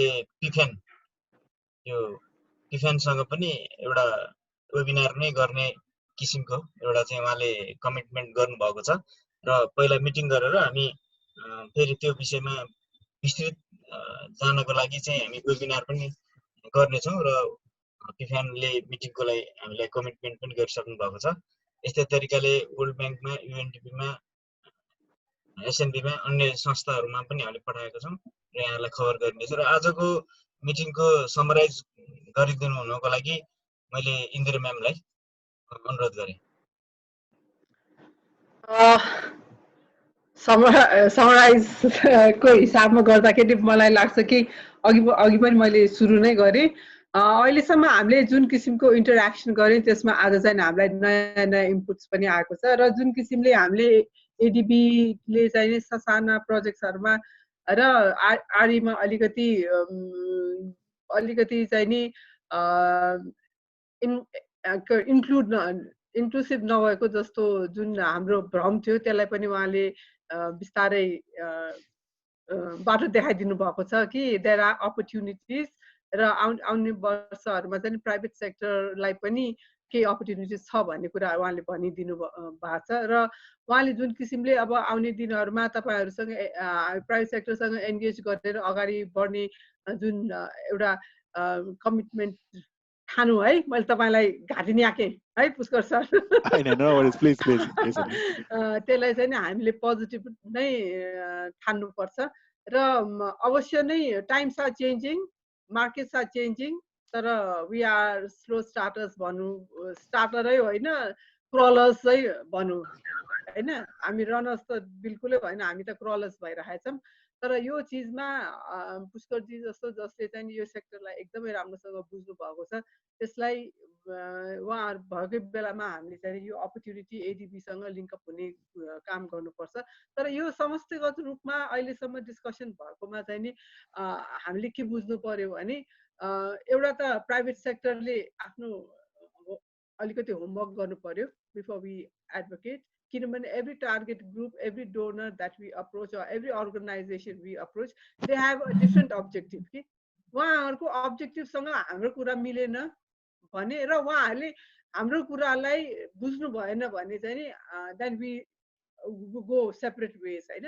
त्यसैले कुनै न कुनै किसिमले हामीले पनि आफ्नो होमवर्क गरेर र जुन सोर्सलाई हामीले टार्गेट गर्ने हो उहाँहरूसँग कहाँनिर चाहिँ नि कमन एरियाज छ त्यो एरियाज आइडेन्टिफाई नगरिकन हामी अगाडि बढ्न सक्दैनौँ। र अर्को एउटा चाहिँ नि हामीले प्राइभेट सेक्टरले के विचार गरिरहेको छ भने we are a little bit offset where project development is concerned. we know कि ADB, World Bank हरको लेभलको प्रोजेक्ट डेभलपमेन्टमा अलिकति एकदम स्ट्रिन्जेन्ट पनि छ हैन. There are certain norms that you need to follow. यस्तो किसिमको चाहिँ नि हाम्रो प्राइभेट सेक्टरलाई अलिकति त्यो एरियामा पनि क्यापासिटेट गर्नको लागि मलाई लाग्छ कि अलिक एडीबीले कसरी सपोर्ट गर्न सक्नुहुन्छ ताकि we understand we work together we will be able to work together with you भन्ने त्यसमा चाहिँ अलिकति हामीलाई क्यापासिटेट गरिदिनु भयो भने I think private sector will benefit a lot हैन. अहिले चाहिँ नि टाइम्स आर चेन्जिङ. त्यो टाइमको कलै हो यो कि we need to be a little bit we need to strengthen our capacity in those areas. र मलाई यो जुन किसिमको moving from vendor to service भयो, moving from existing technologies to newer ones, यी किसिमको चिजमा चाहिँ हामीले आफूलाई कसरी अपडेट गर्नुपर्छ भन्ने उहाँले इन्डाइरेक्टली हामीलाई नै च्यालेन्ज पनि गर्नुभएको जस्तो लाग्यो मलाई हैन. त्यो च्यालेन्जलाई चाहिँ हामीले लिएर अगाडि बढ्नुपर्छ. र यति भन्दै म पुष्कर सरलाई धेरै धेरै धन्यवाद दिन्छु. I know how busy is हैन. र यो यी सबै गर्दा गर्दै पनि म चाहिँ महिला आएर मार्जिनलाइज ग्रुप्सहरू जुन लास्ट माइल छ, लास्ट माइलको बेनिफिटको लागि the only media is the private sector कि उहाँहरूको location might differ but their role is very vital. त्यो भएको हुनाले एडीबीले पनि यो यतातिरको social benefits not only technical र इकोनोमिक बेनिफिट भनेको where the majority of the population हैन are economically well off then the country becomes economically well off. प्रधानमन्त्री धनी भएर देश धनी हुँदैन हैन. हाम्रो 60% of the population must be able to earn and reinvest using Amatya sir's words. Then only we will be able to repay back your loan. Okay? So let's say that there is another side of the coin that should be taken into consideration. I think today's discussion was beyond what I expected, and I also got to learn a lot. Participants are like I look forward to continue this sort of discourse with ADB. And Pushkar sir, of course. Thank you, Indira ma'am. आजको 2 घण्टाको discussions more than 2 आवरको discussions just 20 minute जस्तै अब एकदम interesting भयो. मैले पनि अब धेरै कुरा इनपुट्सहरू पाएँ. अब तपाईले अब तपाईहरुको ठाउँबाट पनि अब एडीबी जस्तो संस्थाहरूलाई अब च्यालेन्जहरू गर्नुभयो हैन. इट्स अल एक्सेप्टेड हैन. अब मैले मेरो सक्ने क्यापासिटिजहरुमा म सक्ने म फेसिलिटेसन्सहरु अब एडभोकेसीजहरु विदिन ब्याङ्कहरु गर्छु. अब अरु सक्ने सपोर्टहरु पनि गर्ने अब एस्युरेन्स दिँदै अब यहाँहरु सबैलाई एकपटक पुनः धन्यवाद दिन चाहन्छु. धन्यवाद गुणराज जी. धन्यवाद पुष्कर सर. यहाँले कमिटमेन्ट गर्नुभयो र आजको छलफलमा हामीले एकदम छोटो समयको निम्तोलाई यहाँले स्वीकारेर यो आजको एजेन्डामा चाहिँ बसेर हाम्रो 1.5 घण्टाको टार्गेट थियो तर 2 घण्टासम्म कन्टिन्यू हामीले बोर फिल नगरिकन यो डिस्कसनलाई गर्यौं र हामीले पनि धेरै कुराहरू सिक्ने मौका पायौं र एउटा कमिटमेन्टको हिसाबमा प्राइभेट सेक्टरको तर्फबाट हामीले पुर्याउनु पर्ने हाम्रो कमी कमजोरी भएको ठाउँहरुमा र हामीले हाम्रा अन्य मातहतका प्राइभेट सेक्टरलाई फेसिलिटेसन गर्नलाई हामीले कम्प्रोमाइज गर्ने छैनौं र आगामी दिनमा नवीकरणीय ऊर्जा परिसंघ, नवीकरणीय ऊर्जा क्षेत्र र एसियाली विकास बैंक को एउटा सुमधुर सम्बन्ध सहित सहकार्यका हातको लागि मैले यहाँलाई अनुरोध गर्दै अब आज हाम्रो यो कार्यक्रमलाई धेरै इनपुट दिएर हाम्रो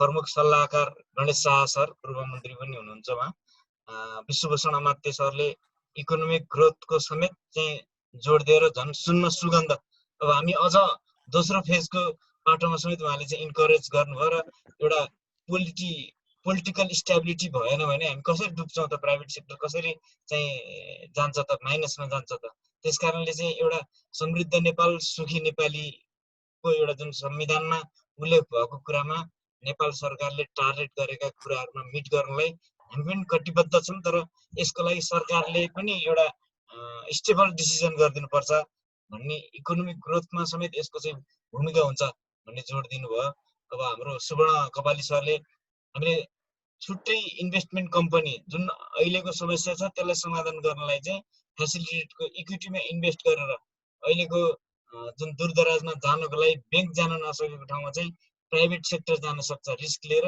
बेनिफिट लिनको लागि प्रफिट लिनको लागि त्यो हिसाबले हामीले एउटा छुट्टै विन्डोबाट पनि हामी जान सक्छौँ र त्यो हामीले एउटा प्रफिट पाइसकेपछि त्यसको एउटा सेटल भइसकेपछि हाम्रो भूमिका सिद्धिसकेपछि एक्जिट पनि हुन सक्ने त्यहाँ बाटो बनाउन सकिन्छ हुनसक्छ भन्ने किसिमको नयाँ विचारहरू पनि आएका छन् र त्यसमा चाहिँ प्राइभेट सेक्टर पनि लगानी गर्न चाहन्छ र त्यसलाई इनेबलिङ इन्भाइरोमेन्ट क्रिएट गर्नको लागि चाहिँ गभर्मेन्टको तर्फबाट एसियाली विकास ब्याङ्कको तर्फबाट लगायत अन्य सङ्घ संस्थाहरूबाट पनि यसको लागि चाहिँ एउटा प्राइभेट सेक्टरलाई इन्भेस्टमेन्ट गर्ने र उसको इन्भेस्टमेन्ट सेक्योर हुने इन्भाइरोमेन्टको लागि चाहिँ इनेबलिङ इन्भाइरोमेन्ट क्रिएट गर्नको लागि हाम्रो सिरिज अफ डिस्कसन भइरहेको छ। यसमा यो अन्त्य होइन, यो यसमा चाहिँ अझै इनपुटहरू यो हामीले अहिलेको थोरै समयमा जति डिस्कसन गऱ्यौँ यसमा कन्टिन्यू सपोर्ट गर्नको लागि म सम्पूर्णलाई आग्रह गर्दै आज यो छलफलमा सहभागी भएर आफ्नो विचारहरू राखेर धेरै राम्रो इनपुटहरू दिनुभएको छ। यो रेकर्डेड पनि छ, यसलाई हामी चाहिँ अझ लिपिबद्ध पनि गर्नेछौँ र आउटकम निकाल्नलाई यसले एउटा कोसेढुङ्गा अब आगामी दिनमा चाहिँ नवीकरण ऊर्जाको प्राइभेट सेक्टरको रोल इन्भेस्टमेन्टमा हामी यो सप्लाई मात्रै गर्ने होइन कि अब इन्भेस्टमेन्ट पनि गर्छौँ, एउटा सर्भिस पनि हामी चाहिँ प्रोडक्सन पनि गर्छौँ र यसलाई कसरी चाहिँ हामी चाहिँ जाँदाखेरि सेक्योर पनि हुन्छौँ र हाम्रो बिजनेस पनि अगाडि बढ्छ भन्ने एउटा निष्कर्ष निकाल्नको लागि हामी विभिन्न स्टेक होल्डरहरूसँग छलफल गरेर एउटा निष्कर्षको रिपोर्ट चाहिँ एडिबीलाई पनि पठाउनेछौँ भन्ने प्रतिबद्धता प्रकट गर्दै आजको यो मिटिङ चाहिँ अन्त्य भएको घोषणा गर्न चाहन्छु। हस् त, सबैलाई फेरि पनि नमस्ते। सबैलाई नमस्कार। नमस्कार।